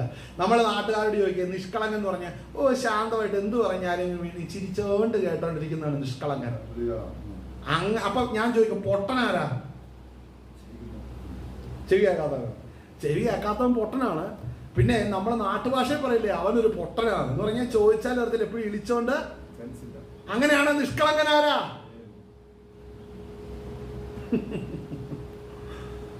നിഷ്കളങ്കനെ നമുക്ക് നാട്ടി നോക്കിയാൽ കാണാൻ കഴിയത്തില്ല. തിരുവെഴുത്തിന്റെ വെളിച്ചത്തിൽ ഒരുവൻ നിഷ്കളങ്കനായി തീരുന്നത് എങ്ങനെയാണ്? എന്നെ ലോകസ്ഥാപനത്തിനു മുമ്പേ പിതാവ് തെരഞ്ഞെടുത്തു പുത്രനാകുന്ന യേശു ക്രിസ്തുവിൽ. അവന്റെ രക്തത്താൽ എന്നെ കഴുകി എനിക്ക് ഒരുക്കി വെച്ചിരിക്കുന്ന നിഷ്കളങ്കത്വം എന്താ? നീ നിഷ്കളങ്കത്വം എങ്ങനെ വെളിപ്പെടുന്നറിയാവോ? എങ്ങനെ വിശുദ്ധനും നീ വിശുദ്ധനാണെന്ന് എന്നാ തെളിവ്? നിഷ്കളങ്കനാണെന്ന് എന്നാ തെളിവ്? നീ പറയും, എന്ത് പറയുന്നറിയാവോ? സ്വതന്ത്രം എന്നെ നിഷ്കളങ്കനാക്കിയതും നിർമ്മലീകരിച്ചിരിക്കുന്ന യേശു ക്രിസ്തുവ. അവനാരാ? അവൻ ലോകസ്ഥാപനത്തിന് മുമ്പേ സ്വർഗീയ പിതാവ് എന്നെ തെരഞ്ഞെടുത്തു, പുത്രനിൽ തെരഞ്ഞെടുത്തു. അങ്ങനെ പുത്രൻ മുഖാന്തരം എന്നെ നിഷ്കളങ്കനാക്കിയിരിക്കുകയാണ്. പുത്രനാകുന്ന യേശു ക്രിസ്തു മുഖാന്തരം എന്നെ വിശുദ്ധനാക്കിയിരിക്കുകയാണ്. അപ്പോൾ ചോദിക്കും, നീ ഭൂമിയിൽ ജീവിച്ചിട്ട് പാപലോകം ആരംഭിച്ച ശേഷം അല്ലെ പാപജീവിതം ആരംഭിച്ചതിന് ശേഷം നീ നിഷ്കളങ്കനായത്? ആ നിഷ്കളങ്കൻ എന്നുള്ള പദത്തിന് തിരുവെഴുത്തിന്റെ വെളിച്ചത്തിൽ യാതൊരു വിലയില്ല. പുത്രനാകുന്ന യേശു ക്രിസ്തുവിന്റെ രക്തത്താൽ കഴുകപ്പെടാത്ത ഒരുവൻ നിഷ്കളങ്കനായിരിക്കാൻ കഴിയത്തില്ല. കാരണം പാപിയായിരിക്കുന്ന നീ, നിന്റെ മനസ്സും പ്രാണനും പാപത്തിന്റെ മലിനതയിൽ മുങ്ങി നിന്ന നിന്നെ രക്ഷിച്ചെടുത്തത് യേശു ക്രിസ്തുവിന്റെ ആത്മാവിനാലാണ്. ആമേൻ. അപ്പോൾ നിന്റെ അകൃത്യം മായപ്പെട്ടപ്പോൾ നീ പാപത്തോട് എതിർത്ത് നിൽക്കുവാൻ സജ്ജമായത് നിന്നിൽ വസിക്കുന്ന ക്രിസ്തുവാണ്. അങ്ങനെ പാപത്തോട് നീ എതിർക്കേണ്ടതിന് ദൈവകൃപയിൽ ആശ്രയിച്ച് മുന്നേറുമ്പോൾ പാപത്തിനിൽ പ്രവർത്തിക്കാതെ വേണം ദൈവാത്മാവിന്റെ കൃപ നിന്നിൽ വ്യാപരിച്ചു കൊണ്ടിരിക്കുമ്പോഴാണ് നിനക്ക് വിശുദ്ധിയെ കുറിച്ച് നിനക്ക് ബോധ്യം വരുന്നത്. സംശയമുണ്ടോ? കൊലോസ്യ ലേഖനം അതേ 1-ാം അധ്യായത്തിന്റെ സ്തോത്രം അതിന്റെ സ്തോത്രം 26 മുതൽ വായിച്ചേ. 1:26.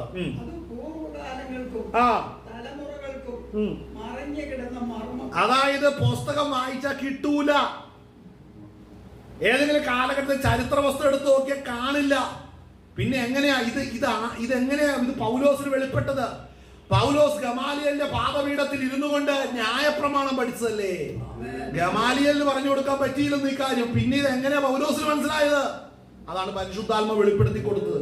ഇന്ന് കർത്താവിന്റെ നാമം ധരിച്ചുകൊണ്ട് എങ്ങനെയാ ഇങ്ങനെ ജീവിച്ചിരിക്കുന്നതെന്ന് ചോദിച്ചാൽ സ്വന്തം ലോകത്തിലെ ബുക്കുകൾക്കോ ഗ്രന്ഥങ്ങൾക്കോ അറിവുകൾക്കോ തരാൻ കഴിയാത്ത ഒരു വെളിപ്പാട് സ്വർഗത്തിൽ നിന്ന് ലഭിച്ചിട്ടുണ്ട്. ആ വെളിപ്പാട് എന്താണ്? നമ്മളിപ്പോൾ വായിച്ചെന്താണ്? സ്വന്തം അതിപ്പോൾ നമ്മൾ വായിച്ച പൂർവ്വകാലങ്ങൾക്കും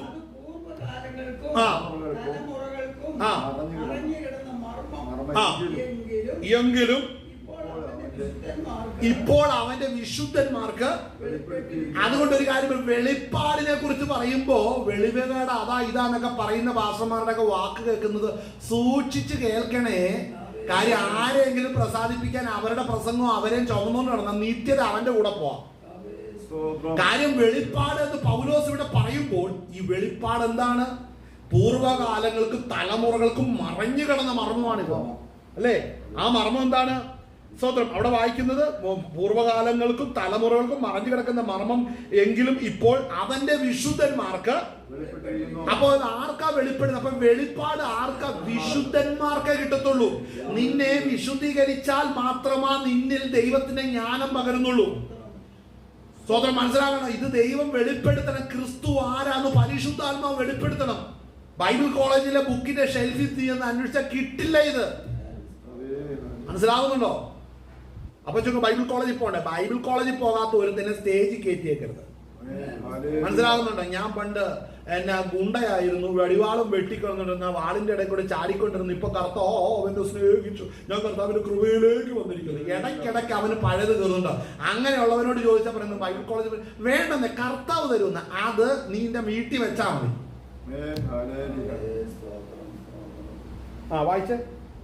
അത് പൂർവ്വകാലങ്ങൾക്കും തലമുറകൾക്കും മടങ്ങിയിടുന്ന മർമ്മമെങ്കിലും ഇപ്പോൾ അവന്റെ വിശുദ്ധന്മാർക്കും വെളിപ്പെട്ടിരിക്കുന്നു. ജാതികളുടെ ഇടയിൽ. ശ്രദ്ധിച്ചേ, ഇത് വിശുദ്ധന്മാരും ഇപ്പൊ നമ്മൾ ഇവിടെ രണ്ട് കാറ്റഗറി, വിശുദ്ധന്മാരും ജാതികളും അല്ലെ. വിശുദ്ധന്മാര് കഴിഞ്ഞ് പിന്നെ വിശ്വാസികള്, കോമ പെന്തക്കോസുകാര്, കോമ ബ്രദറുകാർ, അങ്ങനെ വല്ലവരും ഉണ്ടോ? രണ്ട് കാറ്റഗറി ഉള്ളു, വിശുദ്ധനും ജാതികളും അല്ലേ. അതായത് വെളിപ്പാടില്ലാത്തവനൊക്കെ എന്നതാ? അപ്പൊ സ്നാനപ്പെട്ടിട്ടും വെളിപ്പാടില്ലെങ്കിൽ അവൻ ആരാ? കാലങ്ങളായിട്ട് അഭിഷേകം ഇല്ലെങ്കിൽ അവൻ ആരാ? ക്രിസ്തു ആരാന്ന് ചോദിക്കുമ്പോ ഇങ്ങനെ നെറ്റിയുള്ള മീശയും പുരികവും കൂടെ പിരിച്ചു വെച്ചിട്ട് നോക്കുന്നൊക്കെ കണ്ടിട്ടുണ്ടോ നിങ്ങൾ? ഉണ്ടോ? എന്നാ കാര്യം?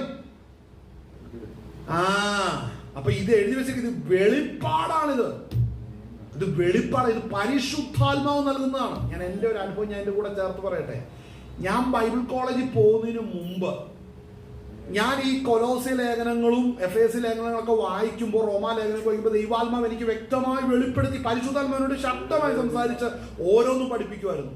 അപ്പോൾ ഇതെല്ലാം പഠിച്ച് കാര്യങ്ങളെല്ലാം മനസ്സിലായി വന്നപ്പോൾ എനിക്കൊരു സംശയം, ഞാൻ ഈ അറിഞ്ഞ കാര്യം ശരിയാണോ? പൗലോസ് ചിന്തിച്ച പോലെ തനിക്ക് വെളിപ്പെട്ട വെളിപ്പാട് ഇത് ശരിയാണോ എന്ന് അറിയാൻ എങ്ങോട്ട് പോയി? യെരുശലേമിലുള്ള സ്വതം പ്രമാണികളായിരിക്കുന്ന അപ്പോസ്തലന്മാരുടെ അടുക്കൽ ചെന്ന് തനിക്ക് വെളിപ്പെട്ട് കിട്ടിയത് അവരോട് വിവരിച്ചു. വിശേഷാൽ ആരോടാ? പത്രോസിനും യാക്കോബിനോടൊക്കെ വിവരിച്ചു. അപ്പോൾ കാര്യങ്ങളൊക്കെ ശരിയാ, പ്രാപിച്ച വെളിപ്പാടെല്ലാം ശരിയാന്ന് അവർ പറഞ്ഞപ്പോൾ അവർ വീണ്ടും കർത്താവിന് വേണ്ടി നിൽക്കാൻ ഇടയായിരുന്നു. അപ്പോൾ ഈ പ്രാപിച്ചെടുത്ത കാര്യം ശരിയാണോ എന്നും കൂടെ നമ്മൾ നോക്കണം. ഇന്ന് ചിലരൊക്കെ ഓൺലൈനിലൂടെയും വിളിച്ചു പറയുന്ന ഓരോ വിട്ടിത്തരങ്ങൾ കേട്ടിട്ടുണ്ടോ? ഇന്നലെ പറയുന്നത് കേട്ടോ, ഒരു വ്യക്തി, ആ വ്യക്തിക്ക് വെളിപ്പെട്ടെന്നാ പറഞ്ഞിരിക്കുന്നത് ഇതെല്ലാം കൂടെ ഒന്നിക്കാൻ പോവാന്ന്. അത് ഏത് ആത്മാവാന്ന് അങ്ങോട്ട് ഇറങ്ങിച്ചെല്ല, അവർ ചൂരലുമായിട്ട് എന്നാ അറിയാം കൃത്യം എന്നാണ്. ഇതൊക്കെയാണ് ഈ മനസ്സിലാക്കേണ്ടത്. ഇതൊക്കെ തിമോഥെയോസ് ലേഖനമൊക്കെ വ്യക്തമായിട്ട് പറഞ്ഞിരിക്കുന്നത്. ഇത് ഈ സ്തോത്രം, ഈ വക തെറ്റായ ഉപദേശങ്ങൾ പ്രസംഗിക്കുന്നവരെ സൂക്ഷിക്കണം. പുതിയ വിശ്വാസി എന്നല്ല, പുതിയ ശിഷ്യനെ അരുത്. മനസ്സിലാവുന്നില്ല? ഇപ്പൊ ഈ പറയുന്ന കാര്യങ്ങളൊക്കെ പറയുന്നതിന് കാരണം എന്താണ്? വചനവുമായിട്ട് ഒത്തുനോക്കത്തില്ല. രാവിലെ പുസ്തകം കിടക്കപ്പായ എഴുന്നേറ്റ് പ്രാർത്ഥിച്ച് കർത്താവ് വെളിപ്പെടുത്തണേ, അവിടെ ചെന്ന് നിൽക്കുമ്പോൾ തരണമെന്ന് പറഞ്ഞു വരുന്നു വെളിപ്പെടുന്നത് ഇതൊക്കെയാ. ഇത് പുസ്തകം അറിയാവുന്നവനും വെളിപ്പാട് ഉപദേശം അറിയാവുന്നവനും കാണുമ്പോൾ തെറ്റ്. അവസാനം ഇവന് മനസ്സിലായി ഇവൻ ചെയ്ത് തെറ്റാന്ന് മനസ്സിലാക്കി കഴിയുമ്പോൾ ഇവൻ പിന്നെ എന്നാ കാണിക്കും? ഒന്നെങ്കിൽ പരസ്യമായിട്ട് എതിർക്കും, അല്ലെ വേറെ ചിലർ ചെയ്യുന്നവരെ കാശ് കൊടുത്ത് ഒതുക്കും. ഇങ്ങനെയൊക്കെയാ ചെയ്തുകൊണ്ടിരിക്കുന്നത്. ഞാനൊരു കാര്യം പറയും, എവിടെയൊക്കെ പണം എറിഞ്ഞിട്ടുണ്ടോ അവിടെയെല്ലാം യൂദയുടെ ആത്മാവ് ചെന്ന് അവിടെ ഇടപെടും. കൊണ്ടുപോകുന്നത് തൂങ്ങിച്ചാകാനായിരിക്കും, വേറെ ഗുണമൊന്നും ഉണ്ടാകത്തില്ല. ഈ നാമത്തിന്റെ അകത്ത് വന്നിട്ട് സ്തോത്രം വ്യാജവും പ്രവർത്തിച്ചുകൊണ്ട് പണമെറിഞ്ഞ് കാര്യം നടത്തി ആരെങ്കിലും ഉണ്ടോ? അവരാരും ഇത് മുഴിപ്പിക്കത്തില്ല. അങ്ങനെ മുഴിപ്പിച്ചെങ്കിൽ കർത്താവ് യൂദായോട് ചെയ്തത് അനീതിയായി പോകും. മനസ്സിലായോ? വായിച്ചേ. അവരോട് ജാതികളുടെ ഇടയിൽ ഈ മർമ്മത്തിന്റെ മഹിമാതലം എന്തെന്ന് അറിയിക്കുവാൻ ദൈവത്തിന് ഇഷ്ടമായി. ആ മർമ്മം മഹത്വത്തിന്റെ പ്രത്യാശയായ ക്രിസ്തു നിങ്ങളിൽ ഇരിക്കുന്നു എന്നുള്ളത് തന്നെ. കണ്ടോ? മഹത്വത്തിന്റെ പ്രത്യാശയായ ക്രിസ്തു നിങ്ങളിൽ ഇരിക്കുന്നു എന്നുള്ളത് തന്നെ. അപ്പോൾ ക്രിസ്തു അകത്തിരുന്ന് നമ്മളോട് പറയുന്ന കാര്യം എന്നെ, മകനെ നിന്നെ ഞാൻ തെരഞ്ഞെടുത്തു, നിന്നിൽ വെളിപ്പെടുത്തുന്ന ഈ നന്മകൾ സ്വർഗീയ പിതാവ് ലോകസ്ഥാപനത്തിന് മുമ്പ് നിനക്ക് വേണ്ടി ഒരുക്കി വെച്ചതാണ്. നീ എന്നിൽ വിശ്വസിക്കുന്നത് മുഖാന്തരം പരിശുദ്ധാത്മാവിനാൽ ഈ കൃപകൾ നീ പ്രാപിക്കുകയാണ് എന്നുള്ള വെളിപ്പാട് ഇത് വിശുദ്ധന്മാർക്ക് മാത്രമേ ലഭിക്കൂ. മനസ്സിലായോ? അപ്പോ ക്രിസ്തുവിനെ കുറിച്ചുള്ള വെളിപ്പാട്, നിന്നെ കുറിച്ചുള്ള പദ്ധതികൾ ഇത് ആത്മാവിൽ പ്രാപിച്ചെടുക്കുക തന്നെ വേണം. ആമേൻ. വായിച്ച അവരോട് ജാതികളുടെ ഇടയിൽ ഈ മർമ്മത്തിന്റെ മഹിമാവതനം എന്തെന്ന് അറിയിക്കുവാൻ ദൈവത്തിന് ഇഷ്ടമായപ്പോ ഒരിക്കൽ ഞാൻ ജാതിയായിരുന്നു. മനസ്സിലാവുന്നുണ്ടോ? ഞാൻ വിശുദ്ധനായി തീർന്നത് എൻ്റെ മേലുള്ള പിതാവ് എന്നെ വിളിച്ച് വേർതിരിച്ചു എന്നുള്ള ബോധ്യമാണ് എന്നെ വിശുദ്ധിയിലേക്ക് നടത്തിയത്. ഞാൻ തെരഞ്ഞെടുക്കപ്പെട്ടു എന്നുള്ള സ്വന്തം വെളിപ്പാടാണ് എനിക്ക് വിശുദ്ധിയായി തീർന്നത്. മനസ്സിലായോ? ഇത് ഞാൻ അറിഞ്ഞത് എവിടുന്നാ? ദൈവാത്മാവിൽ നിന്ന് അറിഞ്ഞതാ. പ്രസംഗിക്കാൻ കയറി നിന്നാൽ കിട്ടില്ല. ഇത് ദൈവത്തിൽ നിന്ന് പ്രാപിക്കണം. പ്രാപിച്ചത് ഒറിജിനൽ ആണോ എന്ന് അറിയാൻ അപ്പോസ്തലന്മാരുമായിട്ട് ചെന്ന് നോക്കണം. പിടികിട്ടിയോ? അപ്പോസ്തലന്മാരുണ്ടോ ഈ കാലഘട്ടത്തിൽ? അപ്പോസ്തലന്മാരുണ്ടോ എന്ന് ശരിക്കും നോക്കണം. ഹല്ലേലൂയ, സ്തോത്രം. അതുകൊണ്ട് ശരിയായ ഉപദേശത്തിൽ നിൽക്കുന്നതാണ് വചനം വ്യക്തമായി പറയാം. ഞാൻ പറയട്ടെ, നമ്മൾ ചെല്ലുമ്പോൾ ഏതൊരു ശുശ്രൂഷ നമ്മൾ ചെന്ന് പ്രാർത്ഥിക്കുമ്പോൾ നമ്മുടെ മനസാക്ഷി വിലക്കുന്നുണ്ടെങ്കിൽ അവിടെ പോകരുത്. ആ വ്യക്തിയുടെ പ്രാർത്ഥന അപ്പൊ നമ്മളിപ്പോ ഇറങ്ങിപ്പോയി എന്നെ ഒന്നും വിചാരിക്കില്ല. അവനെ നരകത്തിൽ ഇങ്ങനെ പോയാൽ നരകത്തിൽ കിടക്കും മനസ്സിലായി, ഇറങ്ങിപ്പോകണം. കർത്താവ് പൂർണ്ണ സ്വാതന്ത്ര്യം നൽകിയിട്ടുണ്ട്. അത് തിന്മ പ്രവർത്തിക്കാനല്ല, അനുസരണക്കേട് കാണിക്കാനല്ല, പിന്നെന്താ, തന്നെത്താൻ സൂക്ഷിക്കുവാനുള്ള അനുവാദം കർത്താവ് നൽകിയിട്ടുണ്ട്. ആമേൻ. വായിച്ചേ, അഭാവം വായിച്ചേ. അവരോട് ജാതികളുടെ ഇടയിൽ അറിയിക്കുവാൻ. അപ്പൊ ഇപ്പൊ നാം ഈ പ്രാപിക്കുന്ന വെളിപ്പാട് നമുക്ക് വരണമെന്ന് ആഗ്രഹിക്കുന്നത് നമ്മളല്ല, പിന്നെ ആരാ? സ്വർഗീയ പിതാവാണ് ആഗ്രഹിക്കുന്നത്. കാര്യം മക്കൾക്ക് എന്തു വേണം? സ്വർഗീയ നന്മകൾ വേണമെന്ന് ആഗ്രഹിക്കുന്നത് പിതാവാണ്, അല്ലേ? നാം പ്രാപിക്കുന്നത് കണ്ണ് കണ്ടിട്ടില്ല, ചെവി കേട്ടിട്ടില്ല, ആരുടെ ഹൃദയത്തിൽ എന്ന് പറഞ്ഞ ഈ ചെവിയും കണ്ണും ഹൃദയം ഇത് ഫിസിക്കൽ ബോഡി അല്ലേ? അപ്പോൾ ഫിസിക്കൽ ബോഡി ഇല്ലാത്ത കാലഘട്ടം ഏതാ? ലോക സ്ഥാപനത്തിന് മുമ്പ്. ഫിസിക്കൽ ബോഡി ഇല്ലാത്തത് എപ്പോഴാ? ലോക സ്ഥാപനത്തിന് മുമ്പുള്ള കാലഘട്ടമാണ്. പക്ഷേ നീ പ്രാപിക്കാനിരിക്കുന്ന അനുഗ്രഹങ്ങളും അഭിവൃദ്ധികളും നിനക്ക് ലഭിക്കണം. അതിന് നിന്റെ ഫിസിക്കൽ ബോഡിയുടെ ആവശ്യമില്ലതാണ്. ആ മർമ്മം അപ്രകാരം ഉള്ളത് കൊണ്ടാണ് കണ്ണ് കണ്ടിട്ടില്ല, ചെവി കേട്ടിട്ടില്ല, ആരുടെ ഹൃദയത്തിൽ ദൈവം ഒരുക്കി വെച്ചിരിക്കുന്നത്. ആത്മശരീരമുള്ള ദൈവം സ്വന്തം മർത്യ ശരീരമുള്ള മനുഷ്യൻ ഒരുക്കി വെച്ചിരിക്കുന്നത് മർത്യമായ കണ്ണ് കാണരുത്, മർത്യമായ ചെവി കേൾക്കരുത്, മർത്യമായ മനസ്സത് ഗ്രഹിക്കരുത്. അങ്ങനെയാണെങ്കിൽ മർത്യമായ മനുഷ്യനെ കുറിച്ചുള്ള പദ്ധതികൾ ആരംഭിക്കുന്നതിന് മുമ്പേ പിതാവിന്റെ തിരുഹൃദയത്തിൽ എന്നെ നിങ്ങളെ കണ്ടു എന്ന് പറയുന്നത് മർത്യ ശരീരത്തെ കണ്ടു എന്നല്ല, നിന്നിലെ ആത്മശരീരത്തെ കണ്ടു എന്നാണ് മനസ്സിലാക്കേണ്ടത്. കരങ്ങൾ ദൈവം മൗത്ത് പ്രതിയാട്ടെ. അപ്പോൾ ഇന്ന് പകൽ നേരം മനസ്സിലാക്കണം, നമ്മൾ ഗ്രഹിച്ചതല്ല ദൈവം നമുക്ക് വെളിപ്പെടുത്തുന്നത്. ആമേൻ, ഹല്ലേലൂയ, സ്തോത്രം. നാം മനസ്സിലാക്കണം, വേദപുസ്തകം നമുക്ക് ലഭിക്കുന്ന മർമ്മങ്ങളെ കുറിച്ച് എഴുതിയിരിക്കുന്നതെങ്കിലും ഈ വേദപുസ്തകത്തിൽ എഴുതപ്പെട്ടിരിക്കുന്ന വചനത്തിന്റെ ആത്മാവിന്റെ അക്ഷരങ്ങൾ നമ്മളുടെ ഹൃദയമെന്ന മാംസപ്പലകമേല ആത്മാവിൽ എഴുതിയിരിക്കുന്നത് കൊണ്ടാണ് ഇന്ന് നമ്മൾ ഇത് തിരിച്ചറിയുന്നത്. അപ്പൊ ആത്മീകമായി സംഭവിക്കണം. മനസ്സിലാവുന്നുണ്ടോ? ഇതിന്റെ അപ്രകാരം നീ ആത്മീയമായി വളരുന്ന നിന്നെ ഒരു പിശാചിനും തൊടാൻ പറ്റില്ല. പറ്റുമോ? ഒരു പിശാചിനും തൊടാൻ പറ്റില്ല. അപ്പോൾ ഈ വെളിപ്പാട് നിന്റെ ഹൃദയത്തിൽ ഉണ്ടാകണം. ഇനി 2 വാക്യം കൂടെ വായിച്ചിട്ട് നമുക്ക് അവസാനിപ്പിക്കാം. ആമേൻ, ഹല്ലേലൂയ. യാക്കോബിന്റെ ലേഖനം, കഴിഞ്ഞ ദിവസമൊക്കെ വായിച്ച വാക്യമാണ്. യാക്കോബിന്റെ ലേഖനം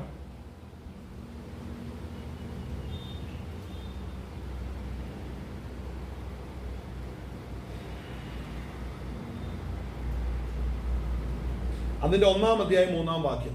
കഴിഞ്ഞ ദിവസം വായിച്ച 1:3. യാക്കോബിന്റെ ലേഖനം 1-ാം അധ്യായം 3-ാം വാക്യം വായിച്ചോ.